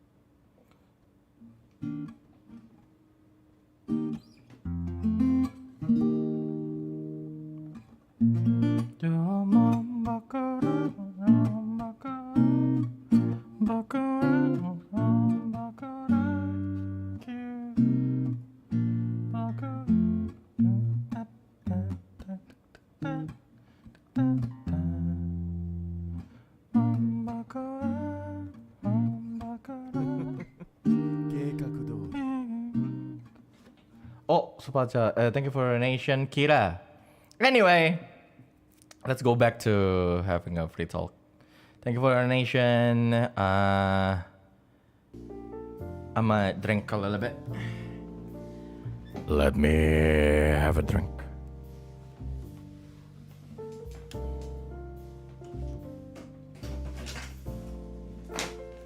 Wota itu sangat dibutuhkan. We need wota.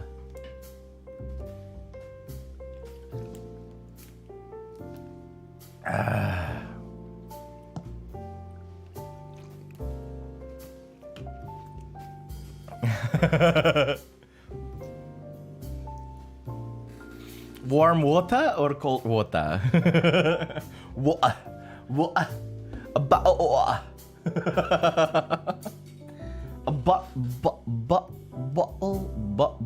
bottle of water. Water.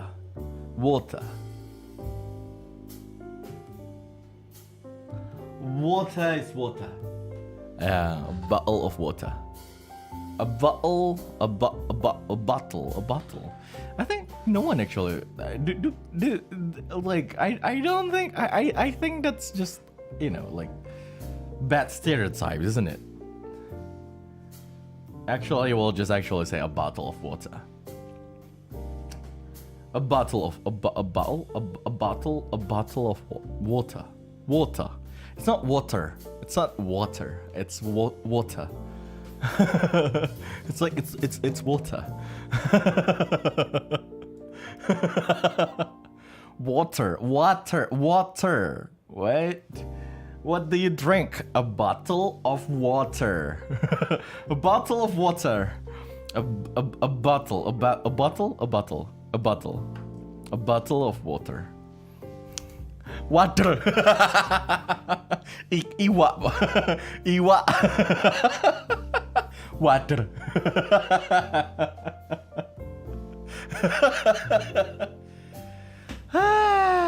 Goblok.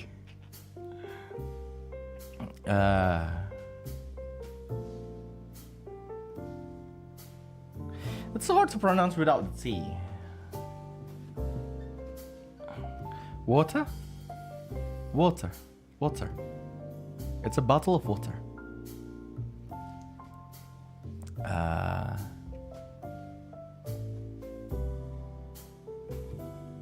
Water white. Air putih. Water.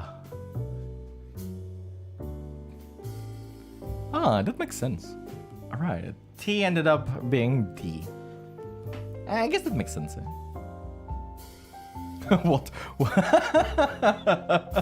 Language is hard. I don't know. I heard people complaining that I have thick accent, but I'm sorry. I was born in Indonesia. I was born in Indonesia. So I'm an Indonesian, so of course I have some thick accent. In Indonesia.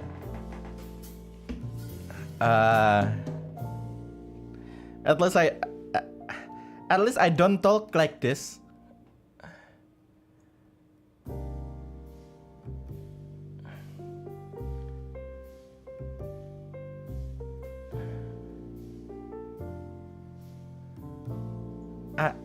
At least you're like the Indonesian accent. At least I don't talk like this. I guess. Say it again. Your Surabaya accent is sexy. Please say it again. Kolkas.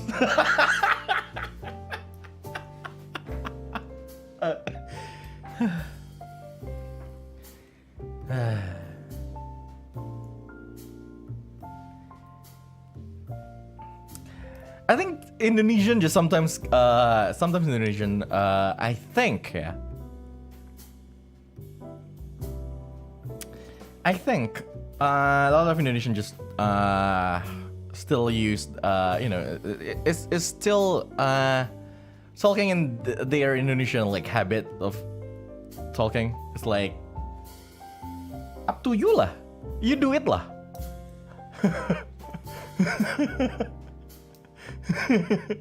You do it lah. Adalah ya. It's like sometimes they do that. It's like I think it's a little bit different on like how like people with Singlish actually use lah, but like it's still the same as like in Indonesian accent. It's not exactly Indonesian accent. It's just the habit of how we use our language.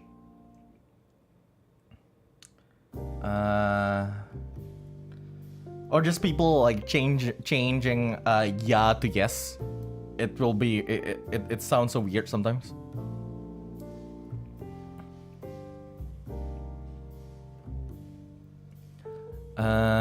Because like sometimes the yeah that they're actually using doesn't exactly mean yes. It's just an exclamation. I think yeah. Indonesian be like, I think yeah. if it's like that, yeah.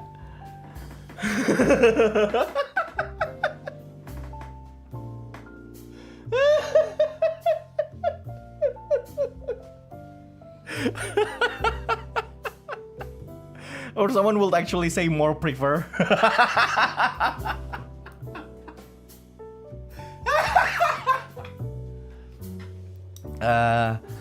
I remember I remember my English teacher, I think, on my junior high days, you know, my junior high English teacher. He actually said more faster. You need to do it more faster. I was thinking, dude, you're an English teacher.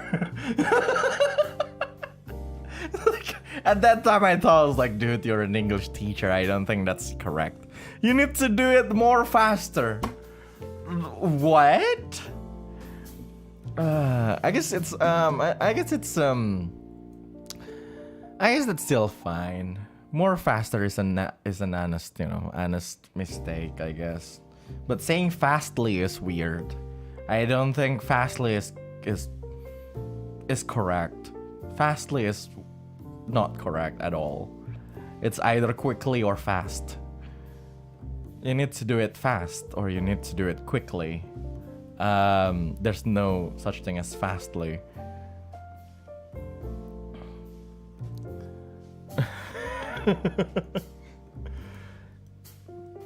You need to go even faster.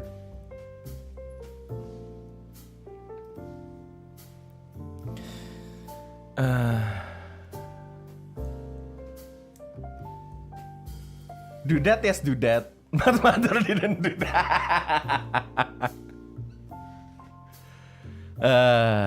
Maybe he's a rap teacher. More faster. I just think it's like it's more faster. I think there's some ways, like there's still some context where more faster. No, I don't think so. I don't think more faster is grammatically correct anywhere. It's like, yeah, I don't think so. It's as bad as someone saying more good, because you know, someone who knows enough that gooder is not right, but doesn't know the word better, so they will just say more good.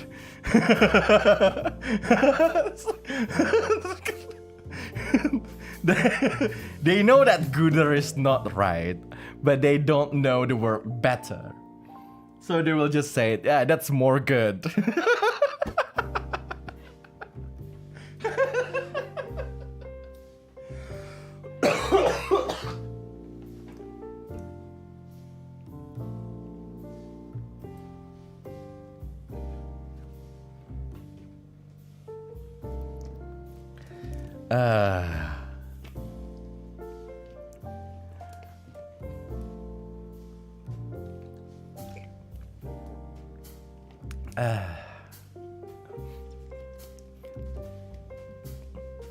Goodest.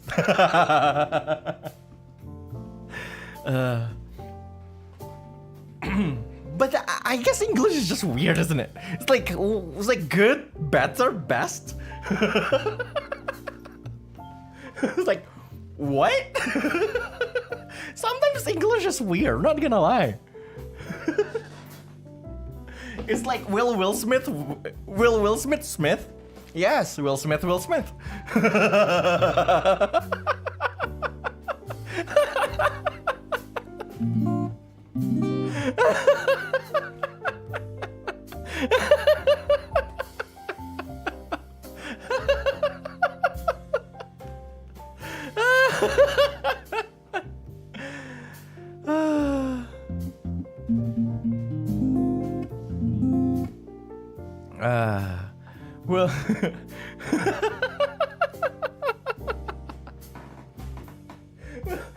Will Smith.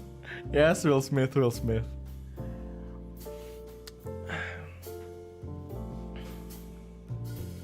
Jatuh ke depan kepala yang sampai tanah dulu, jatuh ke depan kepala yang sampai tanah duluan. Kalau Jawa gampang tinggal nyungsep.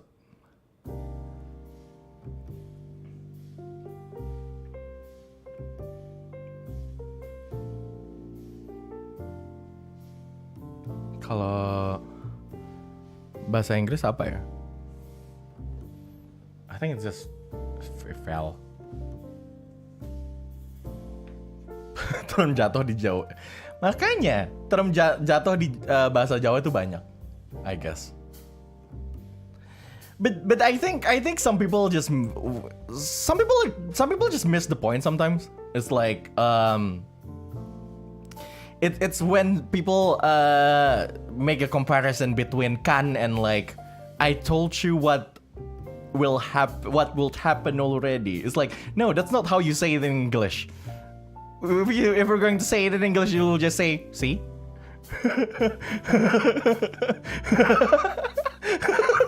It's like that's not how it works. That's not how it works. Like if you're going to compare like language, like people in Indonesian will say kan, or like in Japanese they was like kan.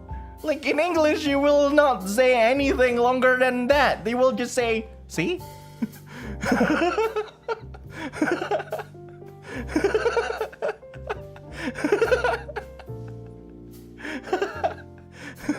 The longest it will be like the longest it could be is just I told you so. Like told you. It's like literally just told you.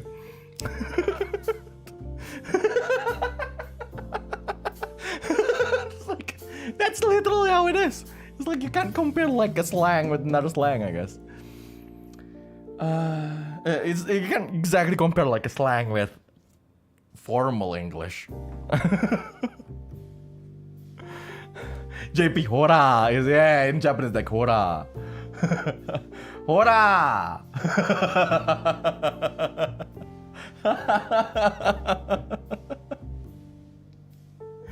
Oh God.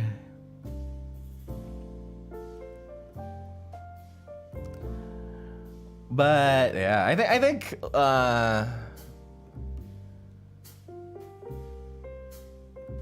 I think sometimes what I think the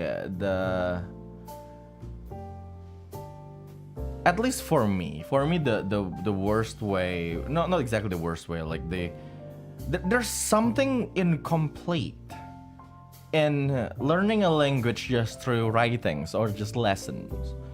I think the way someone should learn a language is also through actual like practical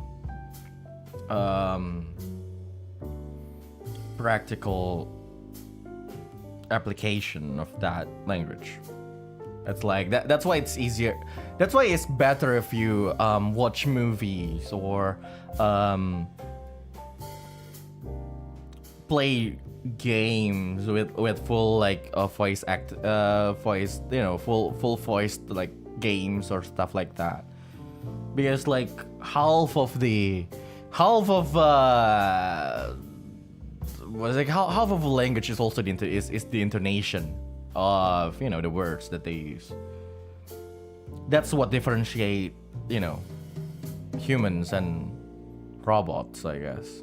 It's like we have more context and intonation compared to just writing,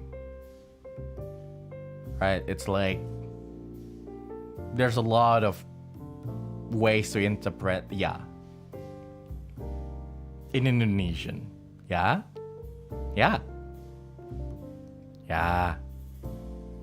there's too many like things. It's like something like that. Or like kan. There are two different ways to say kan. Kan? One is asking for approval. One is asking for like affirmation, right? Confirmations like kan, or like, and the other one's like kan. Is like the other one is like see, like I told you so. There's difference, like different meanings in the nation, and that's kind of important. I think that's also important because that's what that's what separates people who has good score in English test and those who can speak English. For example, right? People who can speak English sometimes don't have good score in English test. People who has good scores in English test sometimes don't have,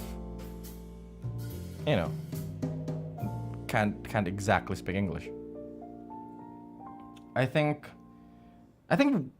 it shows when it comes to like a TOEFL or like IELTS like test and stuff. Because those kind of people will always just fail at listening for some reason. I think like the problem I think that's the problem with what is it? The problem in the education in that part of the education system in Indonesia, like at school the only thing that we learn is the context within a writing. So like all tests will always be in writings, and like we need to like read this like paragraphs upon paragraphs of like stuff. Like you read this and like how do you interpret it and everything. So like you lost that context of intonation and stuff. You will sometimes like learn idioms or like sarcasm in writing form, but you don't exactly understand it in intonation, or sometimes you don't even know how the word is pronounced. Sometimes.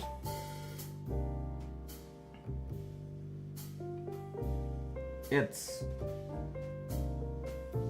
just how it is.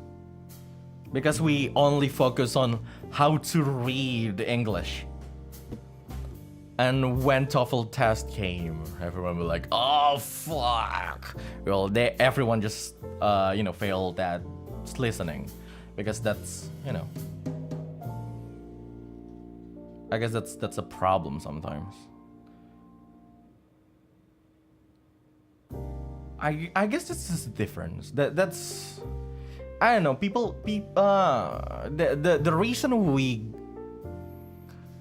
The reason we focus too much on like what's written and not what's spoken and everything is because of I guess it's just the goal of learning English for like students and university students and everything. Because like the only thing we need to do is either ace a test or read some papers, like write papers. That's it. But actually speaking in English, like actually actually communicate things in English to other people, it's not exactly the focus of our education. And that's the reason why everything just drops down, and also there's not enough there's no actual consensus. There's no actual consensus in what is it, like in Indonesia of which English we're actually learning. Like no one. There's no correct English in Indonesia. Like there's no consensus on how to write color. Do you write it without you or do you write it with you? It's like, is it color or color? Is it water or water? There's no actual consensus in Indonesia of what English we're actually going to use. It's like at least some people actually have consensus, at least in their own country. But here in Indonesia, it's just mixed for some reason.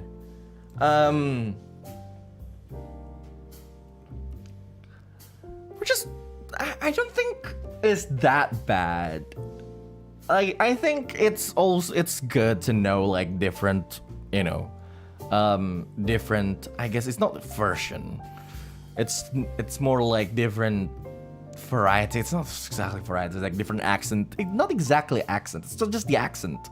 It's also it's sometimes completely different. It's like you can actually see both of them sometimes as totally different different English. Is it dialect? It's like it's dialect. Like I guess so. Like I guess that's the right word. Yeah.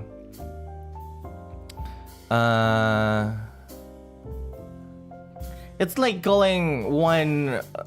Yeah, but sometimes it can actually have like totally different like words for like the same thing. It's like like for example, like calling something crisp and so calling the other one chips. Chips and crisps are the same thing in different country. Like if you're looking for potato chips in USA, you will actually get, you know, potato chips, like the chips, like Lay's, Cheeto, like Pringles, chips. If you're looking for potato chips in the UK, you will get French fries. If you're looking for like eggplants, like if you're looking at like that same, you know, purple plant thing that you're going to cook in the US, you are going to need to look for an eggplant, but in the UK it's aubergine, I think. Yeah. Chips in the UK is French fries. French fries is called chips. Soccer and football is actually, yeah. Soccer and football is another thing. The problem is they're actually quite valid. So like again, in the US, football is called football because the ball is 1 foot long, I think. And football and the others, like technically the rest of the world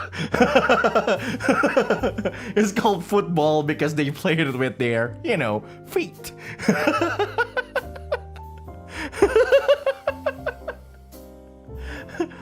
For Indonesian, we will just call it football and American football, and that's it. We rarely say soccer. Soccer, not soccer, soccer. Not soccer, it's soccer. See, this is the problem, yeah. This is a problem, seriously.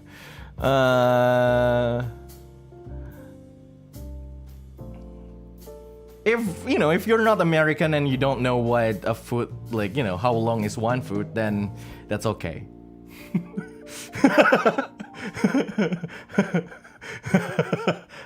We all use centimeters anyway. we all use the metric system anyway.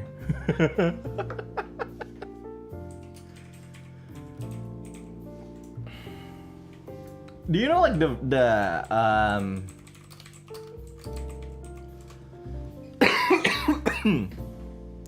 So here's the problem, right? People always say it was like, oh, that's 1 foot, and like the other one is like 13 centimeters. Like, why are those like? Do you know that if you're using the imperial system, I think it's called imperial system. If you're using the 1 foot and like yards and I think the other one is miles, right? You're actually technically still using the metric system because the in the agreement, the definition of 1 foot is 0.3048 meters. Like, like that's the definition. Like you need to know how long 1 meter is first to know how long 1 foot is. So the definition of 1 foot is actually like how to define 1 foot is like 0.3048 meters.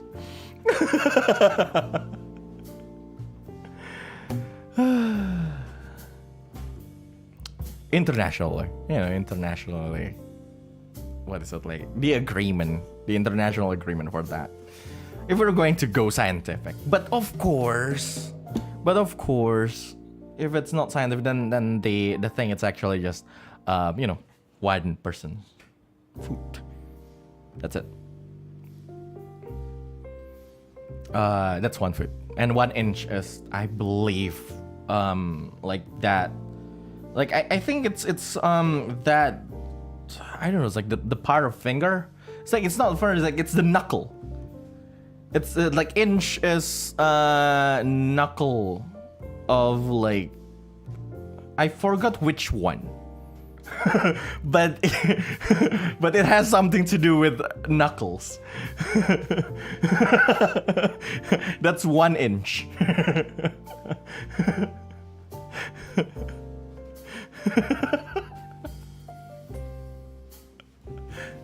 I think it makes sense back then. Okay, it made sense back then when there's no actual international agreement of how long 1 centimeter is.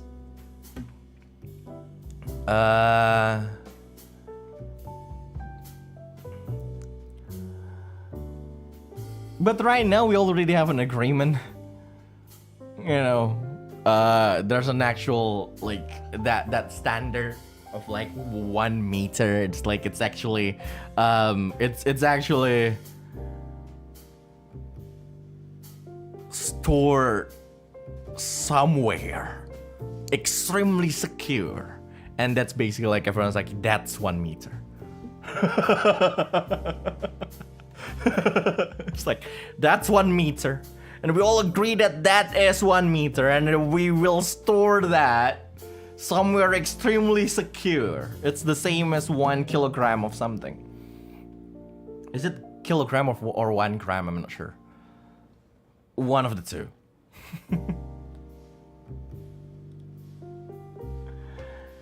In the end, everything is an agreement. Everything is consensus. It's just it. I think that's one thing that I just I don't necessarily think that I'm right about it, but like, the way I see science is like, it's the way people just interpret this world, like simplify the world into something that human beings can actually understand, and everything everything about it is just, you know, consensus upon consensus, or like people in the world agreeing on something, and that's why, like, the things in science is not exactly, you know, the truth, but it's like the thing that at least everyone agreed upon, and that still can be wrong at some point. It's the same as math. Math will always be evolving, because that's basically, I think I like to say that the math is like a language that everyone like agreed on when they talk about, like, you know, more air quote precise stuff.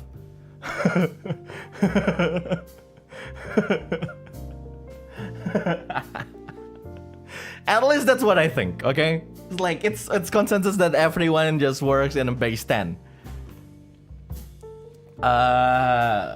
You know, and that's just how it is.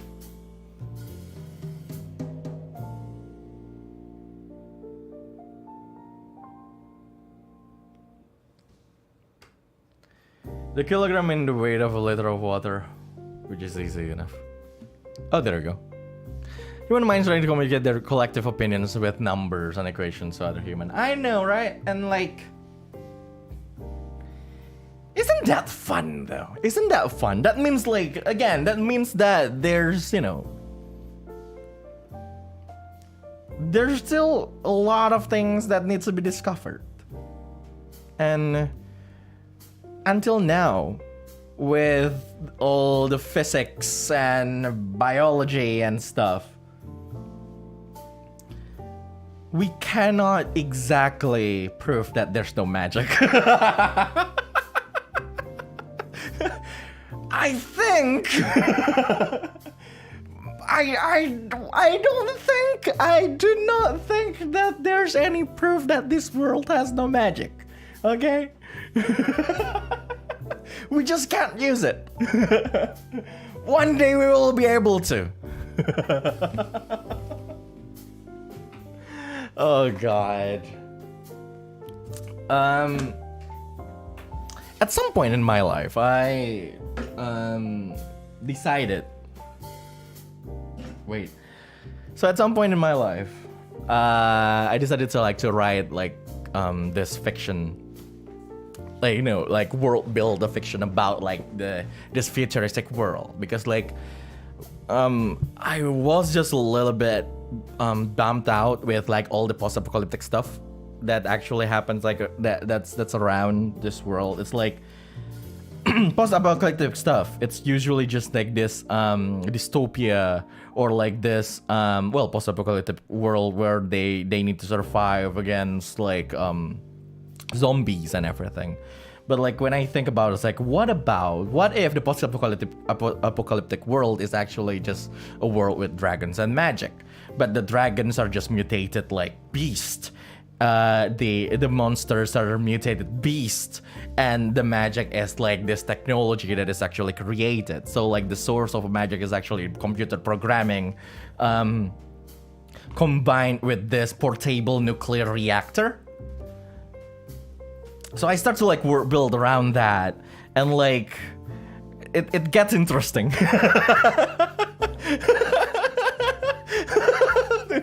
It gets interesting. So like basically what I think like the basis of magic is basically this, when someone can actually write their own code that will be called as air quote spells. So the spells are just like this string of codes, the computer codes that will be translated through this device to a portable nuclear reactor that is in the shape of a wand or a staff, or like actual like fantasy magical stuff that will actually manipulate the formation of molecules around that thing, that will manipulate those atoms, or maybe the protons, and like even to that smaller components, into like doing magical stuff, like manipulating the shape of the of like some soil, or like manipulating the fire, like creating fire and everything.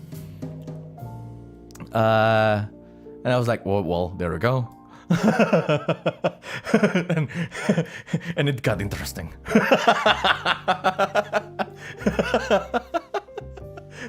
There's a lot of things that I wrote from there, and like to like and all stuff, and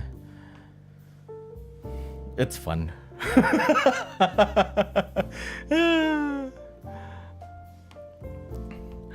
I think Magnet is magical. The song? I know what I meant. I still don't understand them. I guess in the end it's the same as there's that isekai anime I forgot. Wait, be right back.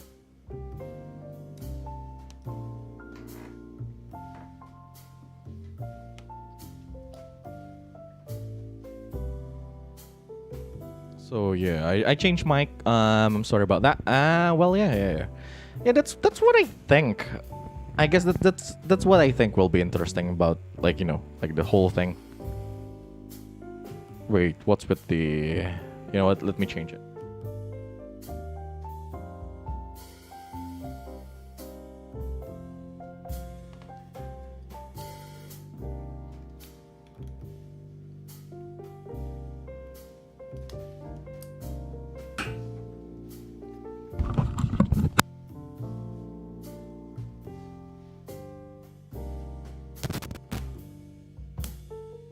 Yeah. Yeah, I changed mic to this one. I don't know why.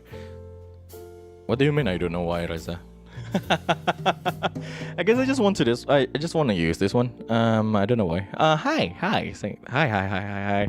It's Reza Avanluna. Yes, I'm holding my mic now. So I can lean back a little bit. I'm sorry about that. I'm sorry that this sounds a little weird, but that's it. Bear with it, please. I'm playing with the EQ right now to make sure that it sounds a little bit pleasant. But yeah. A small world where people had nuclear portable manipulate molecules or create plasma around them. Yeah, that's basically high fantasy bullshit. That's how it is. Like, like imagine like hi, yeah, like if we're talking about like that world again.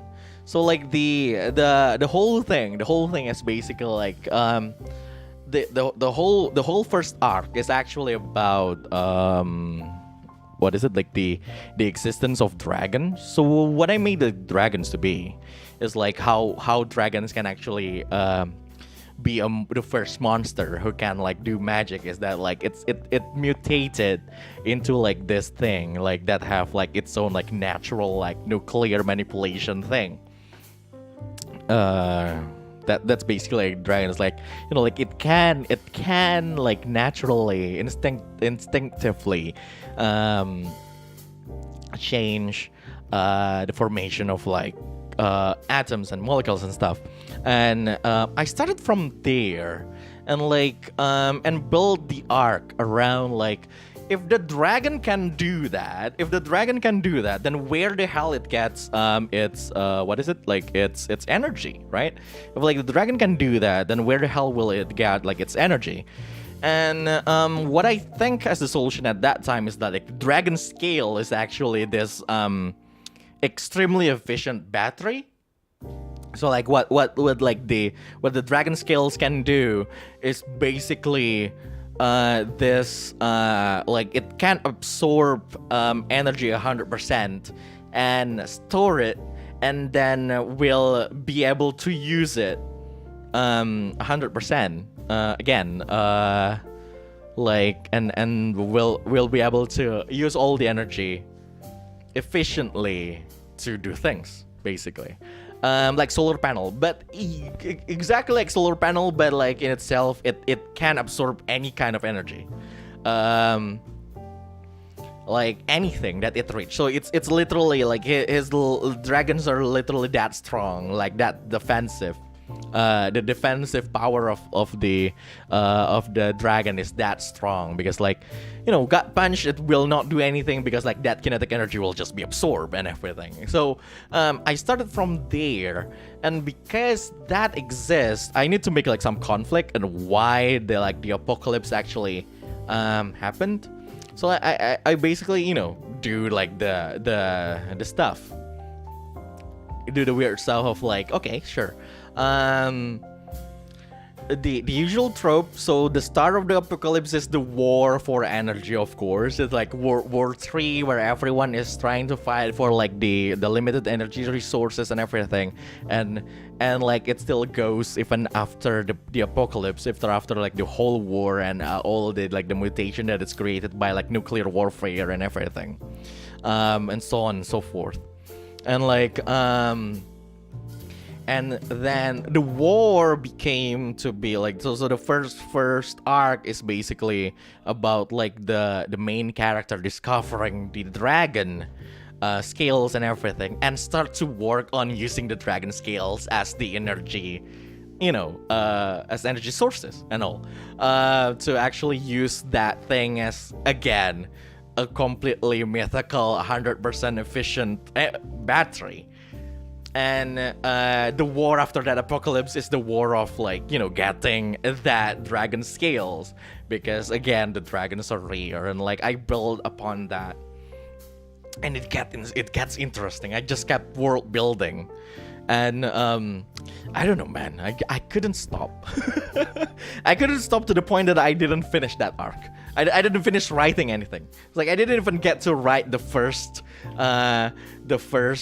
chapter of that book, of that like story, because like I kept like world building and kept building on that world. It's like, what if like this happens, that happens? Like I kept like I built like just this core, this core of things that's going to happen through that like arc, but I didn't get to write anything because I just focused on the world and the outline of what's happening. I even have like the arc of like the main character in mind, basically. I was like I was going for like this story of like, the main character is like this genius who have like a computer chip in his head and all and so on. So it's past the cyberpunk stuff. It's back to like the high fantasy thing, but like justified through technology and everything. So like, you know, he has that thing, and like he became like this soul survivor of like something, and his work is just to help around. He's literally like a mercenary in his own way, to help around like the society around him, like the small settlements around him. And there's this the enemy will be like someone who had this mega corporation before, but like his wife is killed somewhere in like in that warfare, and now knowing that the existence of magic and like this mythic like energy source, he like, you know, like this is probably the time I can research like how to revive my wife and stuff.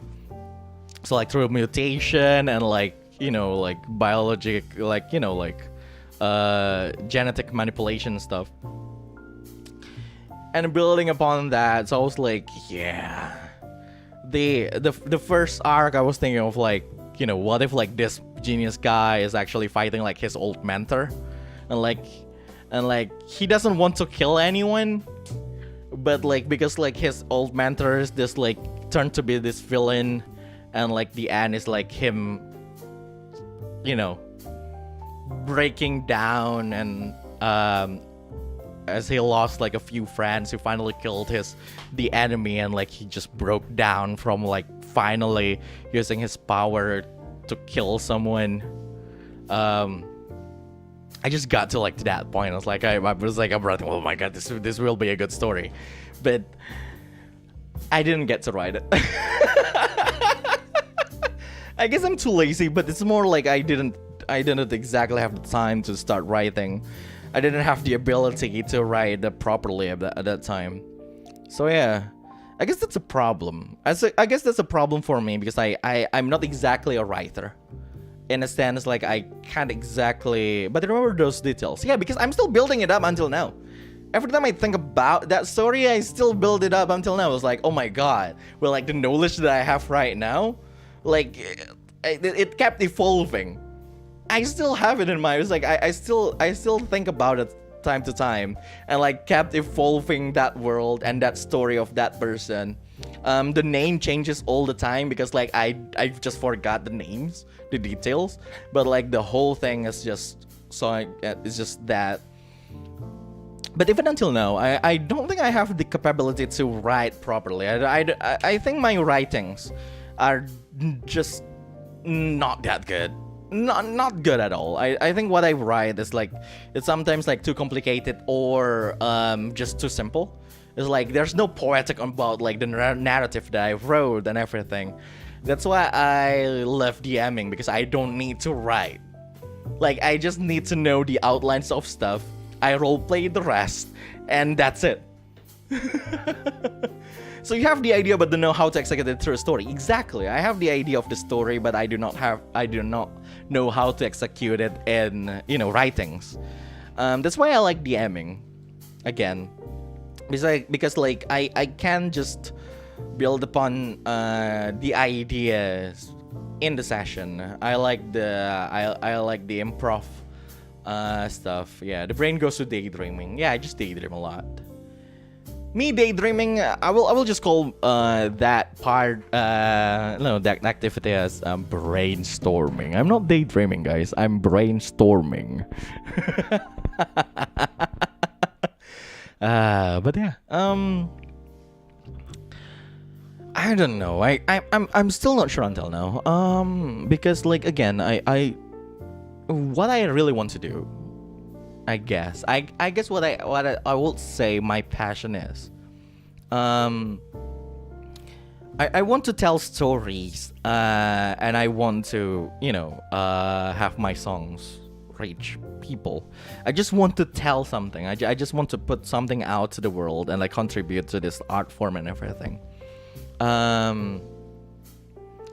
For now, being a DM is something that I think will can, you know, accommodate it, but like I'm still not sure about like whether or not it's a valid way to do it. It's like I don't think it's like whether or not it's legit enough.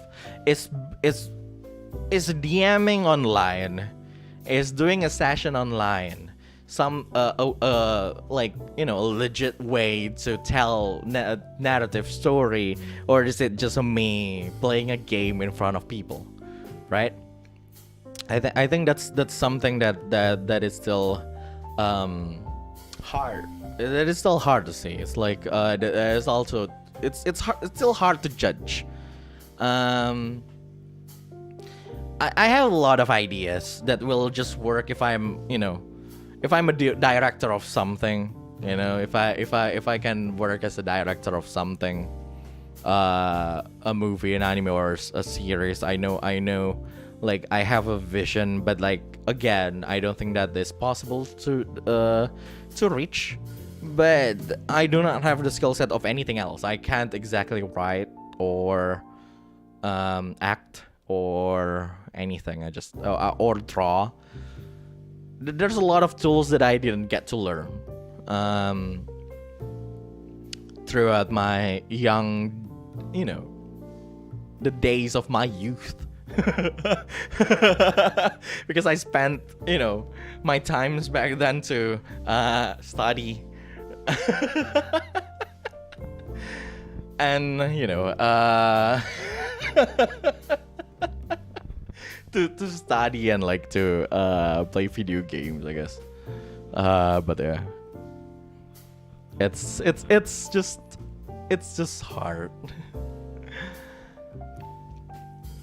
But again, I really want to I really want to start writing like modules, or start writing systems, or like homebrew contents for like TRPG and stuff. I really want to make my own system, TRPG system. It's like I'm so inspired by Fabula Ultima. It's like I'm seeing that, like, okay, sure, it's like that this indie creator can actually reach that point, right? So yeah, I'm not sure about that, but because I think it's still a side, like, you know, going to the sides, like it's like compromising. I don't think I will want. I like to do that. I really want to just tell my own story. I don't really exactly want to compromise. So like, if I can write my story, then I will just make a system. It's like, it sounds weird. Like I said, it sounds a little bit disrespectful to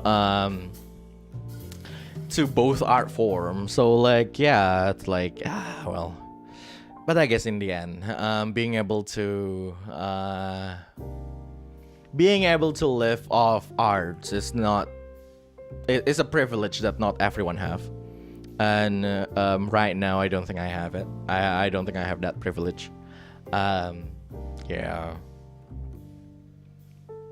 it's hard. it's a little hard. Yeah, it's life, man. It's life. It's the reality of life, but I guess it's, you know, it's I do have things that enabled me to do so. I just want to use what I have right now to the max. I just want to see like the maximum potential of what I have right now.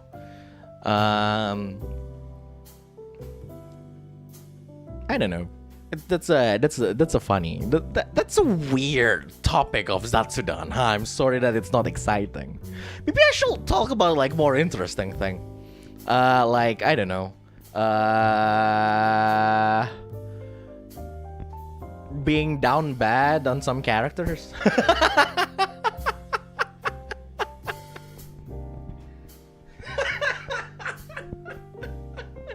I guess that's more interesting.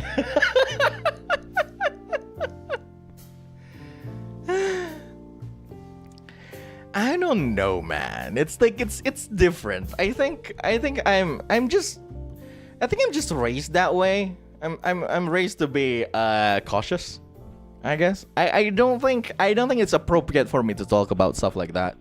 And it's also comes from experience and everything. It's like I think it's something that I saw before, right? It's like it's the Hagakure and Chigiri kind of like topic.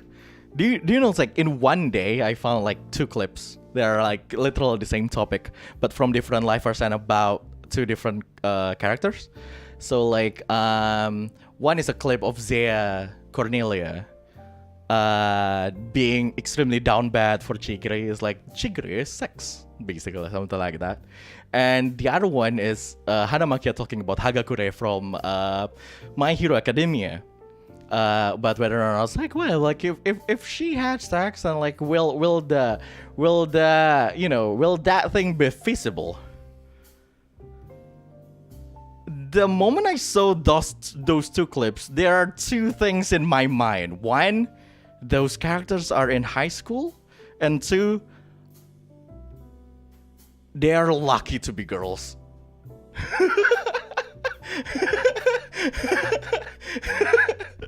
Because if you're a man on the internet and you talk about high schoolers that way, even fictional high schoolers, I think you will get so cancelled. You will be so cancelled. Trust me, if you're a man and you talk about high schoolers, fictional high schoolers that way on a stream, you will be so cancelled. So cancelled. Yeah. So I was like, yeah, dude. That's why I don't talk about those stuff.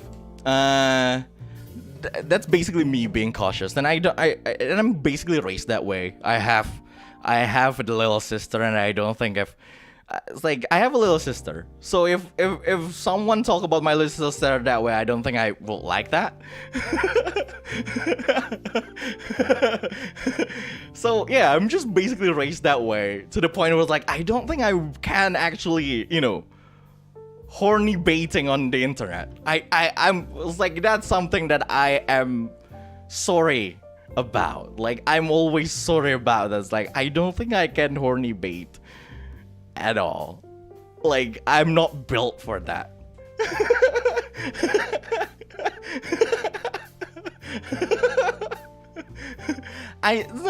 Don't get me wrong. I can be a degenerate around my friends. I still do that. It's like if I know that like when I'm talking about with my friends, and I know like it's safe, like they will not like destroy me through that. I can actually be like really, it's like just loose, but like publicly or like to strangers, I don't think I will be able to be like that. It's like, yeah, I'm just built that way. I'm sorry. Like sometimes I apologize to myself about it's like I'm sorry myself. I can't do that. Like even though that's basically the meta. Okay, it's like if you're a VTuber, that's literally like the thing that will get you viral, right? So like horny baiting, go through like the ships and everything. Talk about like sexy stuff and everything. That's the meta of being a VTuber these days. Like you need to talk about those stuff to be viral, and that's basically how to be like big. It's still the meta until now. I think that only applies to the west side of VTubing. Yes, and I mainly speak in English, and I mainly use English. That's why it's like that's the meta. It's like I kept apologizing to myself, like I'm sorry, Reza, Avanluna, but I don't think you can do that. I was like, yeah, I know myself. I can't do that. Well, at least I have TRPG. When is the soft boy DLC dropping? See, I can probably be a soft boy. The VTuber dev needs to tweak the meta for real. Nah, I think that's just, I don't know. It's like I'm not saying that it's wrong. I'm just saying that it's something that I can't do. Being wrong or being right is, relative. For me, I still do think that I can't do that, especially on YouTube, knowing that probably underage, people, boy or girl, will actually watch that kind of like my content and Even if there's just one, I don't think I will feel good about that. But I'm not saying that I'm right, I'm not saying they're wrong, I'm not saying I'm wrong and they're right. It's just what works, and every channel is different. But yeah, it's like that's the meta. Just need to live with it.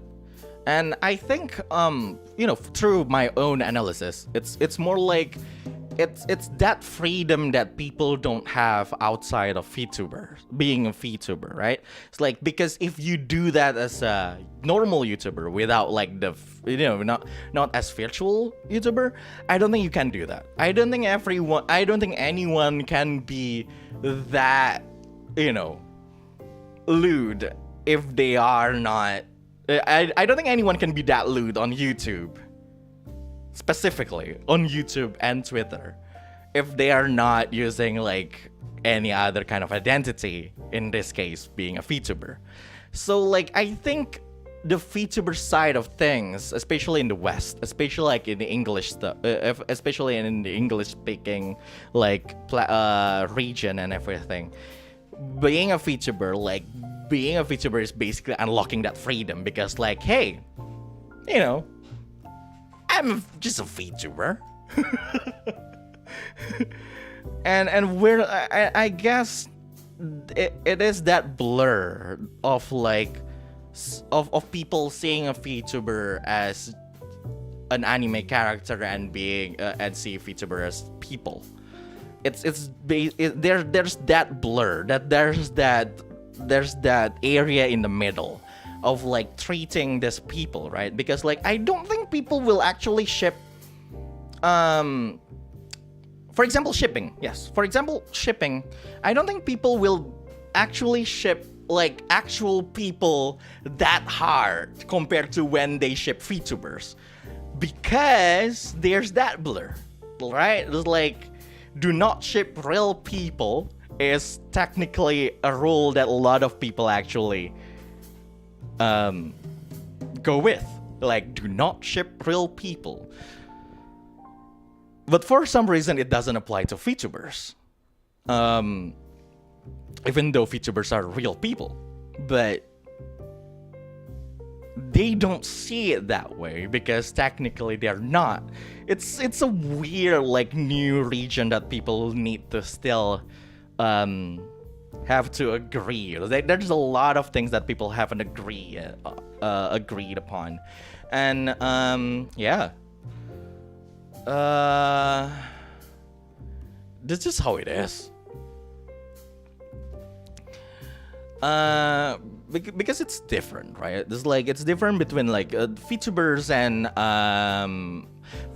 seiyus are two different things, because like, again, voice actors are acting out characters that they don't write, but sometimes but most of the time VTubers are just the people be VTubers, and that's basically the thing. I don't know. Is it too meta for me? Like, is it too breaking the fourth wall for me to talk about this? I'm not sure, but we all know that I'm a VTuber.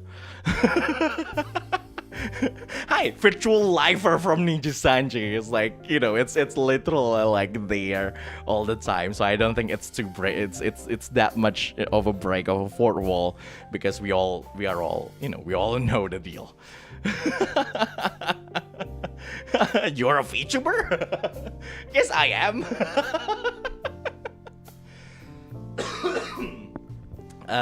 But yeah, I think that's. I'd say it's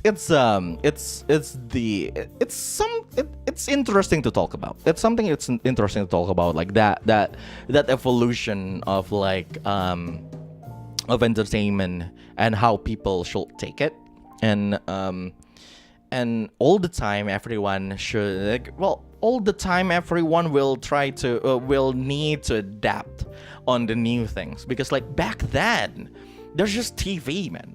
Anything in TV are fabricated. Anything in TV are fabricated. Like, like even the reality show, air quote. All the reality show are probably just fake, because like, there's the thing. That's why like the parasocial relationship between is like, you know, it's so easy to differentiate parasocial relationship than actual interpersonal relationship back then. Then YouTube exists, where YouTube like there's actual two-way interaction between like the people and like the one consuming the content. At first they're actually just contents, you know, like sketch and like and music and stuff, and like it's still there's still true like this like separation between like what's content and what's the real person, and like who are the audience. And then came the vlogs and stuff, like the actual real stuff, like actually showing the real people behind the content that actually exists, like they themselves became the content that actually like. And then it enhanced with like all the other social media, Twitter, Instagram, Facebook pages, and so on and so on and so on. And everyone will like that border became blurry, and like on, and it's like it became so blurred. Like it's still hard. It's like everyone needs to keep adapting to that. It's like, oh. And the moment everyone is already like, now everyone already adapted. It's like, you know, like not everything. And the vlog is actually really happening. You know, it's like sometimes vlogs can be fake. Sometimes it can be staged. And like, you know, it's like some people start to adapt to those kind of contents. And then VTuber came.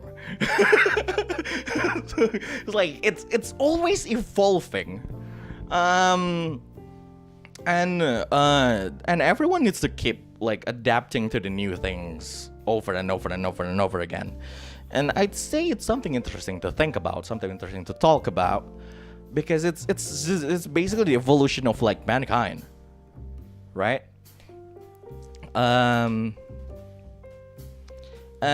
it's totally different region. I think a lot of people think like, oh my god, all utaites now are being VTubers now. Like that's what it's like. Why is everyone being VTubers? But like when you think about it, they have been VTubers since long ago. Like being a VTuber in Japan in particular is just how their social media work. Like, you know, like about identity, about like privacy, especially in Japan or Korea, it's like, it's really a big deal. Everyone do not want to even like reveal their names on like the internet, because like that's dangerous most of the time. Like it started before, it's like when they were utaite before, they already are singers in some way, because you know they are not their real self. They're, you know, they're this other person, other identity in the internet. But that form just slowly changed into with technology, with the existence of like motion, like live motion tracking, live 2D, and like and everything, and they just evolve.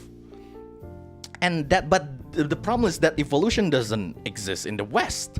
That is, you know, that is not exactly where where, you know, the West, I don't think, like not even the West, like Indonesia even. In Indonesia, that secrecy, like that separation of identity, that privacy doesn't exist in social media. Like, we don't do that. Unless you're a weeb.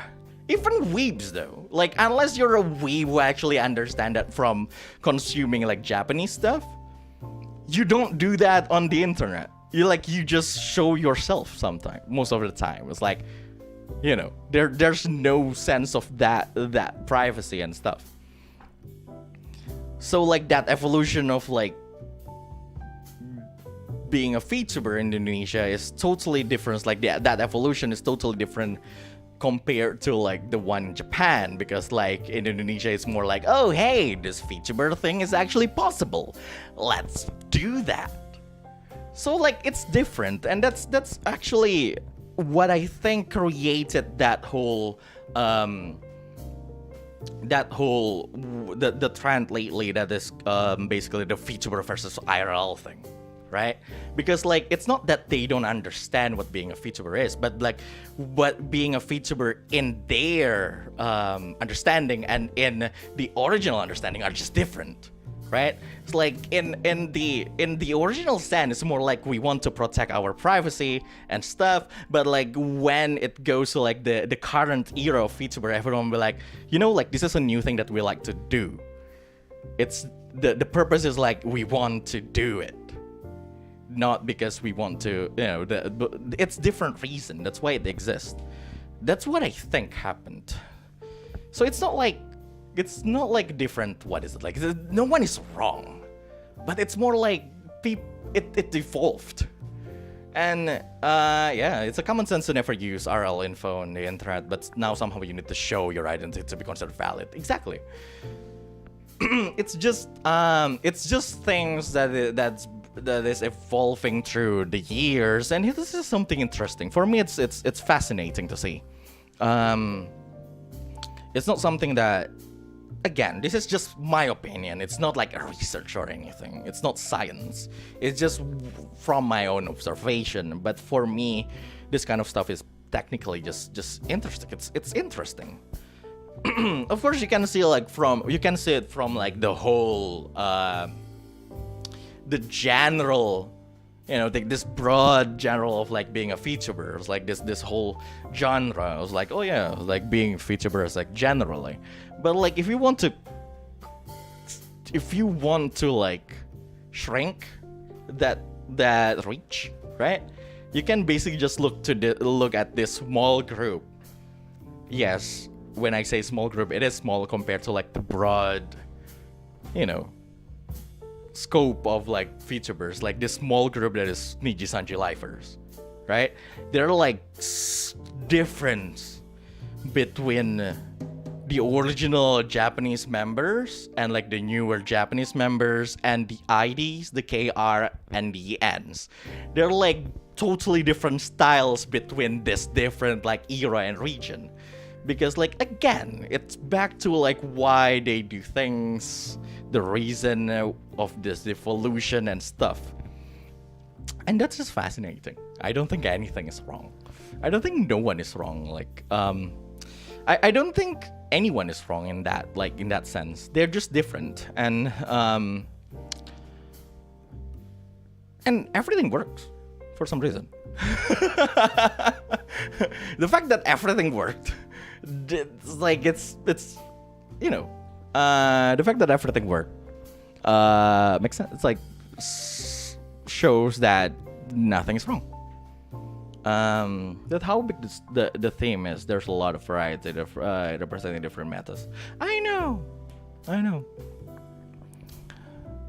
don't know. It's just interesting. But then again,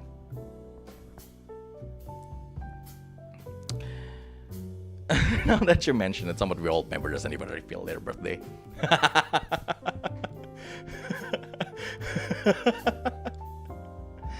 Yeah, and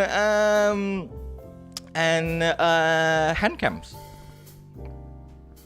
The trend of hand cams are totally different between like the ENs and the JPs. And stuff like that. And yeah, I think it's just different opinion of what the content should be and like how it should work and so on and so forth. And I'd say, well, I think it's just a waste if it's a source of drama. It's just I think the nicer way to face this is just to analyze things and like observe things and like why this worked, why that worked, why it worked for me, why it doesn't work for me, and so on. And that's how I see the meta. That's how I see like, oh my god, it's like it's not anyone's fault that the meta is now like being horny on the internet. It's no one's fault. And I don't think I'm wrong in not following that trend. I don't think the trend itself is wrong. It just doesn't work for me. So yeah, I'm sorry for going through this huge tangent.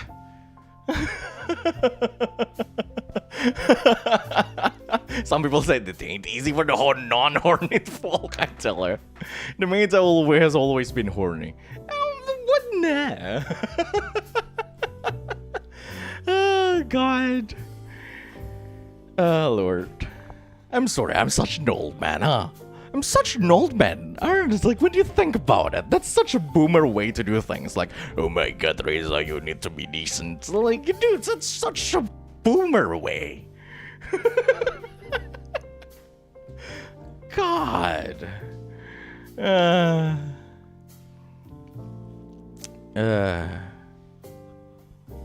Some thirst can be quenched. I guess so, yeah.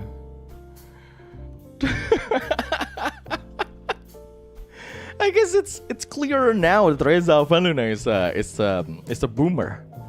I'm sorry, guys. I'm sorry your Oshi is a boomer.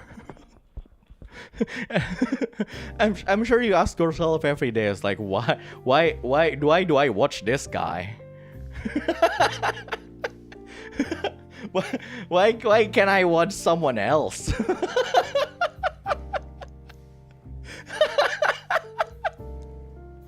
Oh God, we all know it way back when you're 23 years old. Oh Lord, it's okay. People call me a boomer too, even though I'm young still. Hey, I'm also young, but again, I guess I'm a boomer.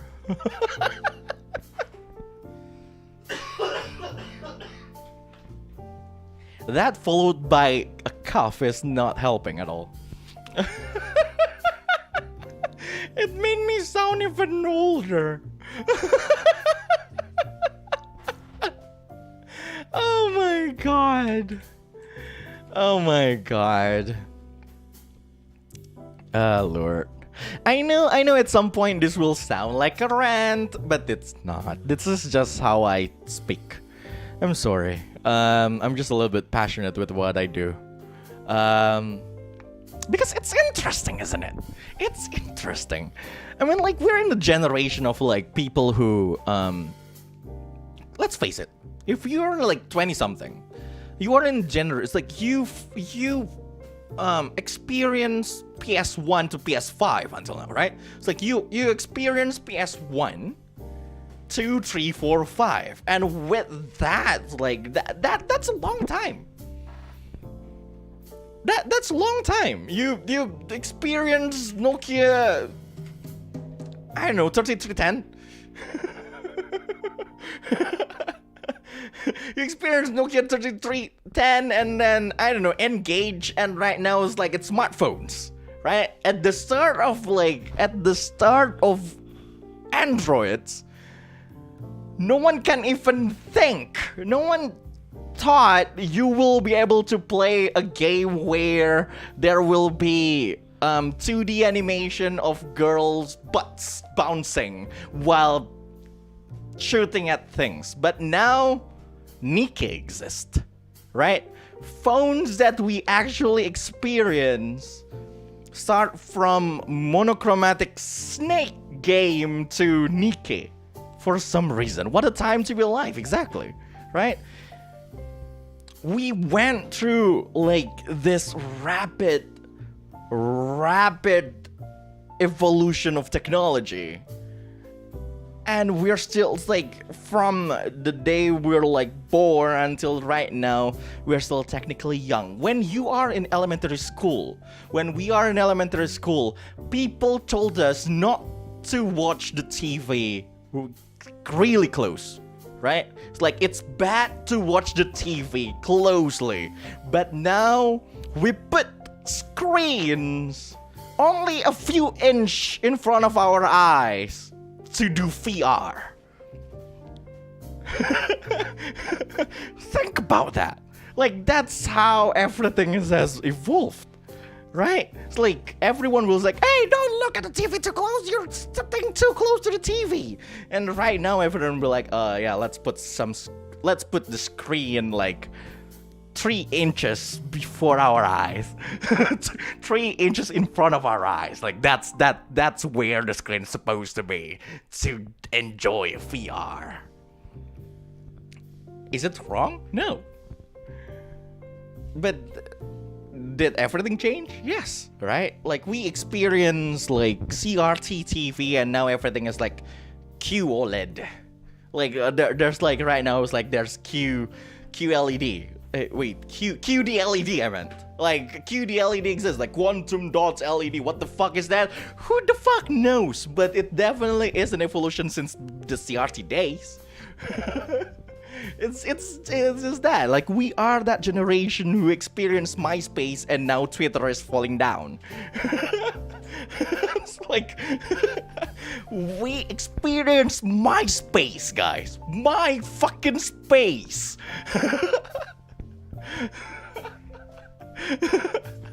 MySpace existed. Like we experienced Pet Society on Facebook and now it became Meta. It kept evolving and we are like there through that journey.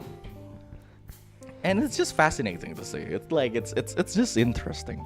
Looking at the whole evolution of everything, it's just funny. It's just interesting. Yeah. Back then 8 megabyte memory card was the shit. I know, right?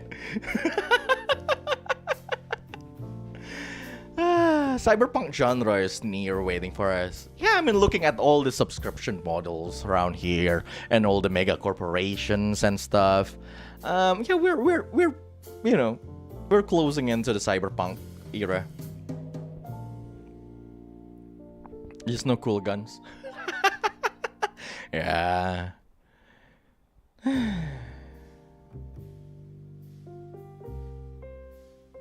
I'm sorry for going to tangent, but yeah, I just like the whole thing. It's just I don't know. I think I'm someone who I think it's bad. I think what I'm doing is bad, but I'm someone who's at least optimist about like this whole thing. You know, I was like, yeah, the world is not going to end soon. The world is not going to end soon. It's like I'm optimist about like the technology these days. It you know it will still bring good to our future, I guess.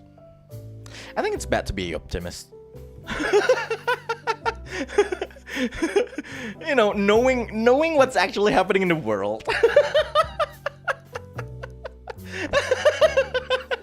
I guess it's actually bad to be optimist about technology, but I'm actually optimist, you know, about things. Like I'm a bit optimist that like VR will be reasonably affordable in a few years, probably, or like electric cars will probably at some point be the standard. At some point everyone will go with like the sustainable energy, but I think like even the sustainable energy right now is not exactly sustainable. Yes. Sustainable energy these days are still technically not sustainable yet.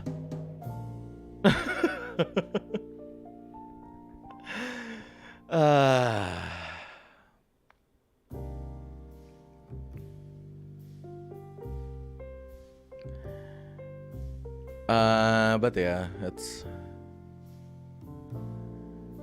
there's definitely a lot of things, like too much things that we need to fix as, you know, collectively as humans in this world. But I'm still a little bit optimist about like the technology that are coming. I'm not exactly optimist about games though. Not gonna lie, video games. I'm still optimistic about Japan. I know Japanese will still be able to, you know, make proper RPGs and everything, but like the Western, you know, the Western AAA games,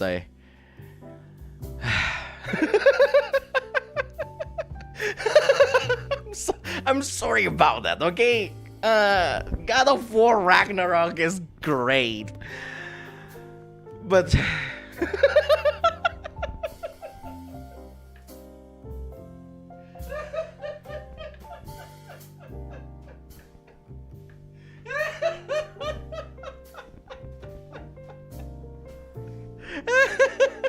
good. I love God of War Ragnarok, but I don't know.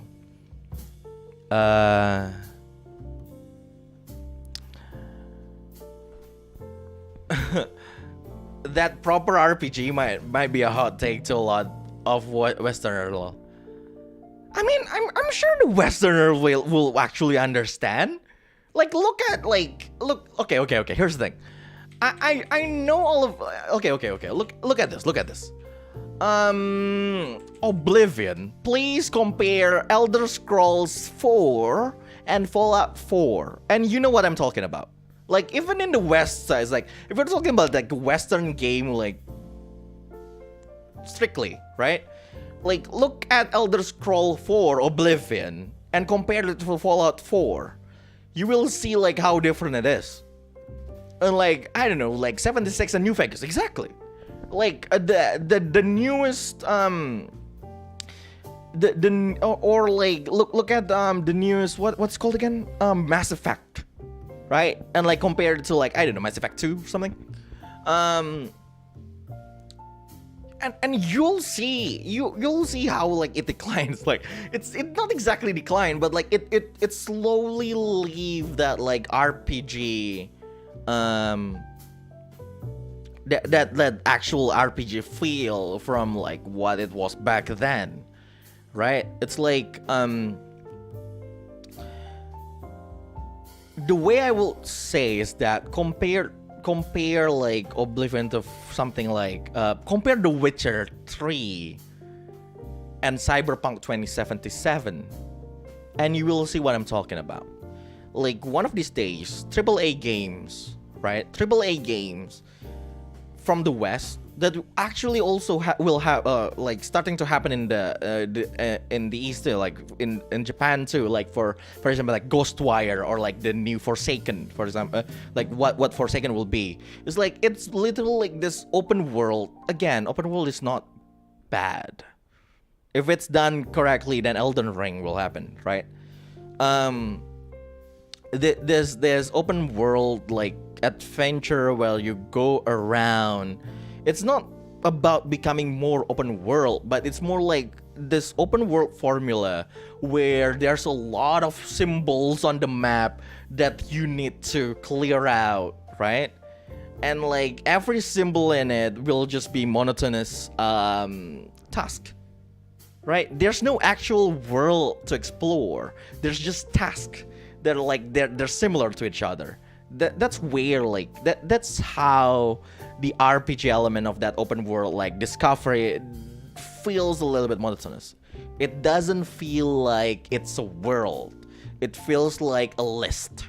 That's what I'm saying. Like, the RPG element is slowly being simplified into just numbers and side quests and just list upon list upon list upon list, instead of like proper like cities that are built, proper communities that are like fleshed out and everything. That's when I talk about like proper RPG. That exists still in Oblivion. In Skyrim it still exists, but right now, especially around like when I talk about like something like Cyberpunk 2077, it feels empty. Empty in the sense of like a lot of people. There's a lot of people there. There's a lot of NPC there. There's a lot of things to do to happen there, to happen there, but it doesn't feel alive. Like every NPC seems like they exist to just be justification of like side quests that will just be the same to each other. You know, you go there, they shoot things, and it's done. There's no actual like things that you go through. Or, you know, you ran around the city block to get like this paper for some reason that is actually hidden behind a barrel. Yes, I'm talking about you, Assassin's Creed. And that's happened to the Western games first, and now even the Japanese games start to go through it, because like I guess that's what people would expect for it to happen. And I guess that's just it. That's just why indie games are so good. Sometimes, like if you look at like look at Echo. Not Echo. What's it's called again? It's like Echo is part of like the subtitle of that game, but it's not actually called Echo. That game that I really love, that I cried playing.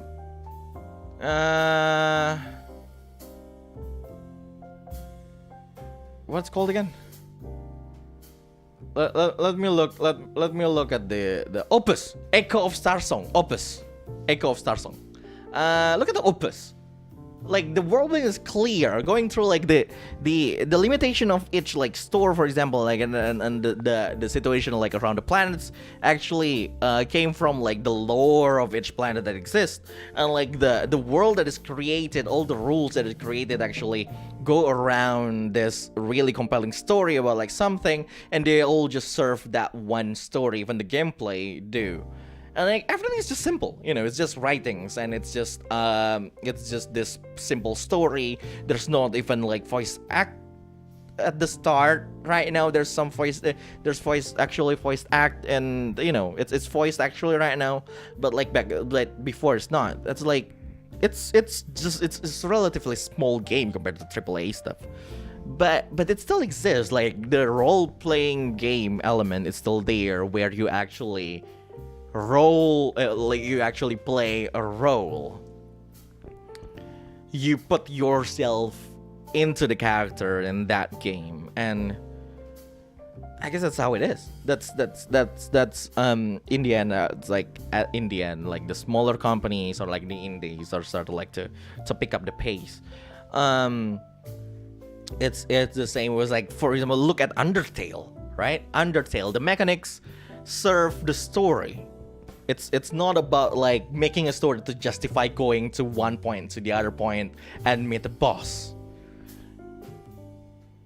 It's the other way around. The mechanics is about telling the story, right? Like the choices in it, everything that is like, it's about like serving you as a player to tell this story. Like, are you going to kill this guy? Are you not going to kill that guy? How are you going to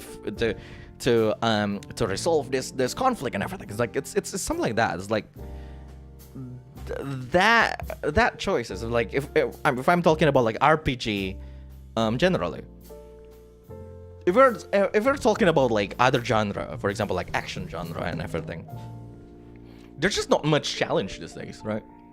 Everyone's like, oh man, where's the easy mode?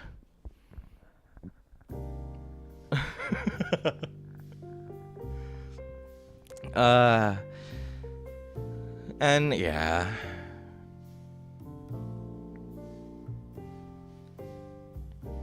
Truth to be told, I'm not good at games. You guys know that I'm not good at games, but I like challenge.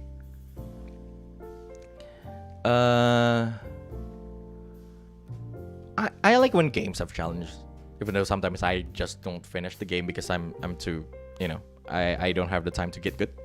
But there's still this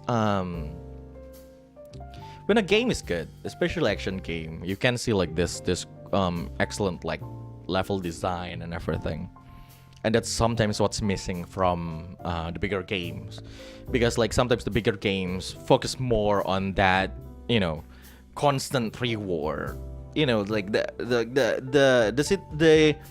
the formula is about constant reward to the player, to the viewers, to the audience. It's like it's about constant like stimulus on that. You know, it's like, hey, you win again, you win again. This thing, you win that thing, you're doing this thing. That's why free games exist. That's how free games work, right? It's like you play Genshin and you win. Oh, what? 2 Primo Gems. They're like, oh my god, I got 2 Primo Gems.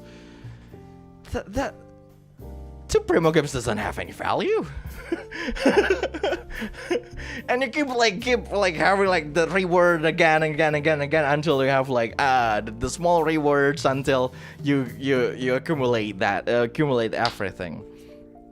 It's the same with the movies, like action scenes over action scenes over action scenes over action scenes. There's no break. There's no tension. There's no pause. Yeah, that's why gacha and everything is booming. But at some point the reward itself lost its meaning, right? If it's like small rewards upon small rewards upon small rewards and everything and so on and so on and so on and so on, then if everything is rewarding, then nothing is. There's too much in the end. It's like there's too much collectibles, there's too much tickets, there's too much rolls. It's something like that.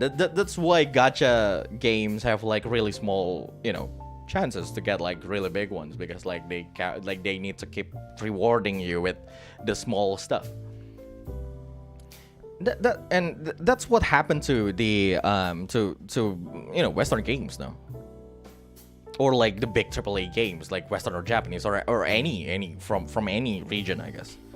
It's like they need to keep rewarding you, so they do not spend time in what kind of reward that should be, right? It's like the quantity over quality.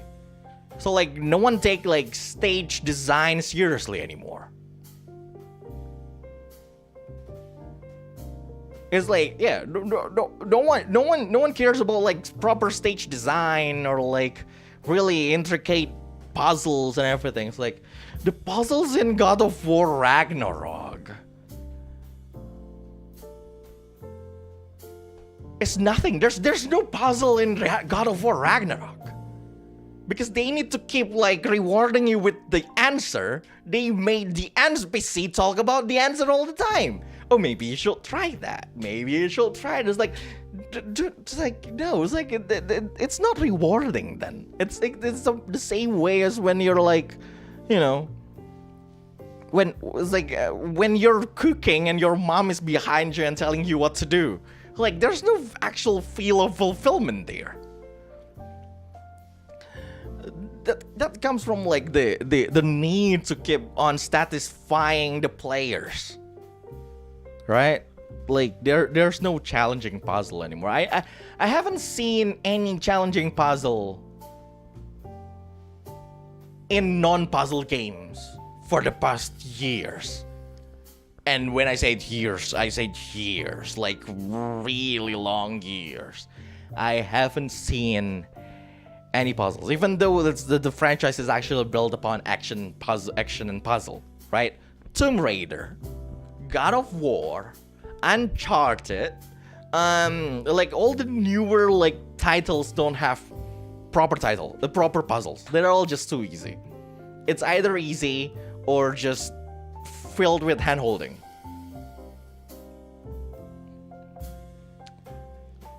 Unless it's superliminal, then the puzzle will not have. It's like there's no challenge. The puzzle have no challenge. It's like it's just like that. It's I don't know. Like they don't take that design seriously anymore.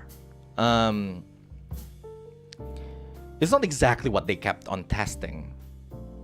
They focus more on like the graphics, how good it look, how well it works, and like even now I don't think God of War needs that uncut feeling. Just put a loading screen, man. You don't need it. You don't need that kind of spectacle. Like the story is good enough. The story is good enough. Like you don't need to put like that uncut feeling. It's like you don't need. The game doesn't need it. Like the game doesn't need awkward walking through like that portal thing to wait for the next area to load. Just put loading screen there. Just put the freaking loading screen and be done with it.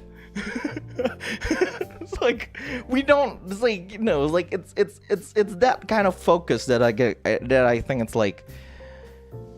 I'm not saying that it's unnecessary. I'm saying it's like, yeah, of course, and it's necessary because like the casual audience, like a lot of people, is like like the general audience want that. It's what pulled the general audience, the one who don't exactly play games.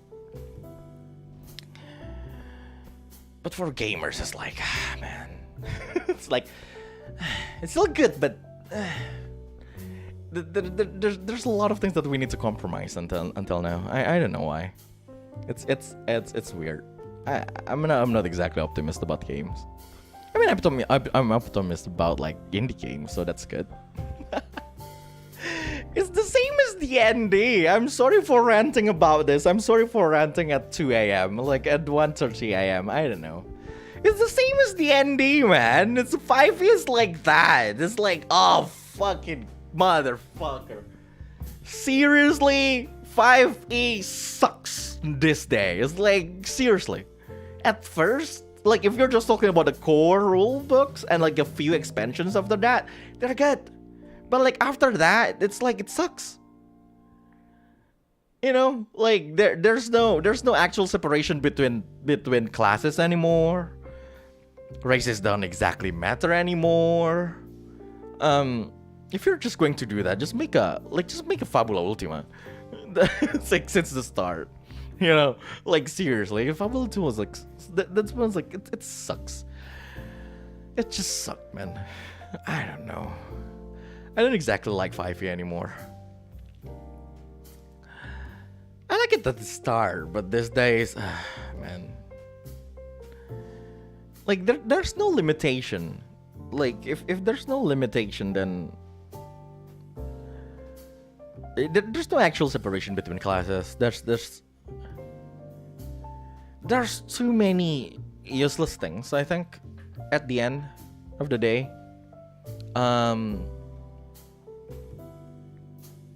It's simple yet but it's complicated at the same time.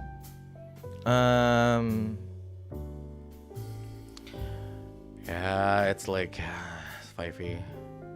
Well, I guess there you go.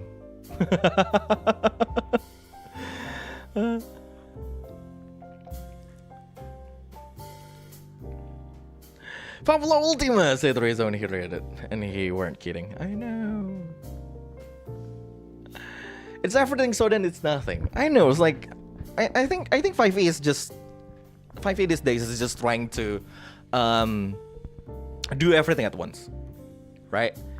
There are two ways to do everything at once, right? There's the simplified. They just simplify everything to the bare bones and go with it. For when I talk about that is Fabula Ultima and Imoclore, for example. Imoclore is just literally just this short. Like Imoclore is short. Like you can actually read the whole book of Imoclore, like that whole website in one day, in one sitting, and you will understand everything. But it can apply to everything. It's like it's like the fate system. Do you know? It's like the fate system. Like it's just this core system that will be able to be applied to everything, right?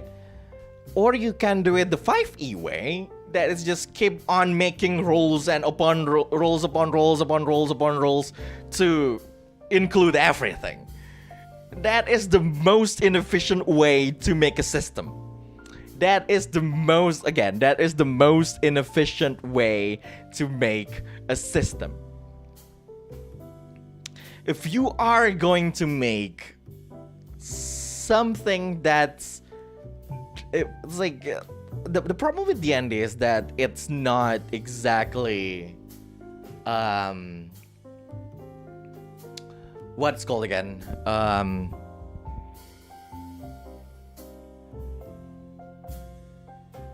like it has a certain setting that it needs to go with, like high fantasy, and that's it. But like again, and then they want to start like making like putting like more like steampunk-ish stuff. Okay, Eberron. They want to put like more sci-fi stuff and so on. High Spelljammer, and like so on and so on and so on and so on. Like it became this lump of like things that try to include everything, but still unsuccessful in doing that. And just become a mess of useless stuff. Like there's a lot of like every time I play D&D, right? Every time I start to DM a D&D game, the conversation is not exactly about like what rule to use, but it became about the what rule to not use. It's weird. It's like, yeah, we're not using that. We're not using that expansion. I'm sorry. We're not using that. Hi, okay, we're not using that. We're not using that. It's like, it's so stupid. It's so freaking stupid. Like back then with the Core 5e, I can basically do anything with that core book. I can do anything. It's like I put like anime stuff in that. I change like I change like Tiefling to have like this, to have like that, and I was like, it's so nice to just look at that core book and like, this is what we're going to do. And like, let's just reflavor everything. But like more option came, more option came, more option came. I was like, there's too much thing to think about, and like it's just repetitive. It's just there's too many options. And because there's too many options, no option have any meaning anymore. I'm sorry about that. I'm sorry 5e, but like I'm sorry Wizards. But Wizards of the Coast, just make 6e. Just make 6th edition. Just make a modular system. Like again, if you just want to go like with one that has like just a sad thing, then you should just go like the core Kamigakari like ways, I guess. It's like, yeah, this is what you're going to do. This is what you can do. This is like you're just going to fight. And there you go. This is a theme. You're not going to be able to use this system for like non-combat stuff. You're not going to be able to use that system for that. And like again, Fabula Ultima, it's also like that. It's like you will not be able to use like Fabula Ultima for like, you know, a Call of Cthulhu system or something. A Call of Cthulhu like game or something. It's like you have Imoclure for that. Just use Imoclure. I don't know, man. I can go on and on. Don't get me wrong. I love D&D 5e. D&D 5e is still good. If we're just talking about the core, I love it.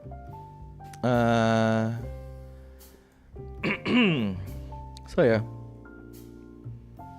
I'm sorry for ranting at 1:30 a.m. I'm sure all of you guys, some of you guys are already asleep listening to me, or just don't care about this topic at all. I'm sorry for going on tangents. I'm sorry. Again, it's Reza in his manic episode. But yeah.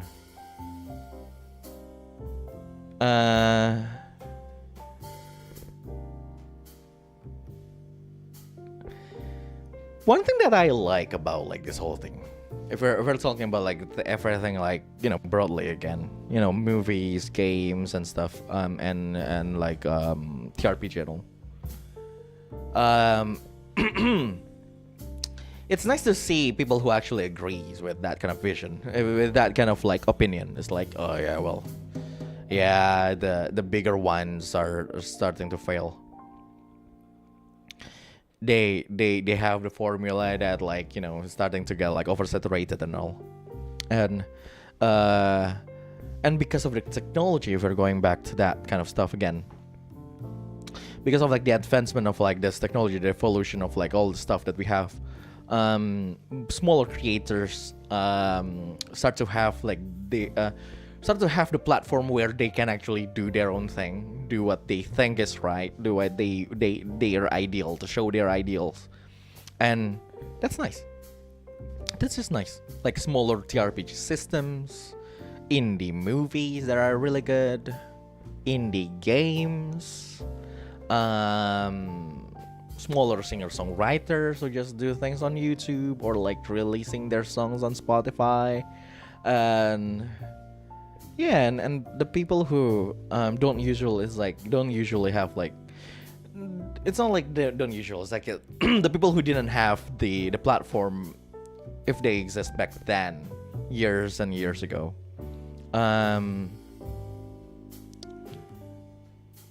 they have the platform right now, and it's nice. It's good. Everyone have like their own, everyone can do their own thing and have their own audience, and yeah. With all the platform, I guess, you know, Kickstarter, or like Indiegogo, or like GoFundMe or Patreon or just YouTube in general. Kita bisa buat ini. That enables everyone to do their own thing. But yeah, I guess that's a nice conclusion of this rant. I apologize. I'm sorry, guys. I'm sorry that I do this. Oh my god. You guys need to stop me sometimes. It's like, Reza, stop talking! I guess that's Shakaiji no Monday for today. It's Tuesday already. I hope you guys have a really nice day today. I need to work in the morning, so I'm going to end this stream here.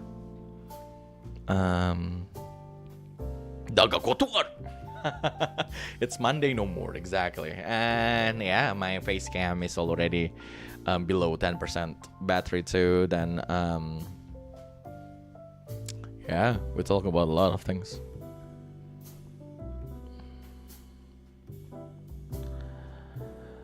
I guess we'll talk about a lot of things. A lot of interesting things. Yeah. What a week. I'm sorry. Anyway, have a nice day, everyone. Please have a nice rest. Have a good night. Oyasumi nasai. Otsukareja.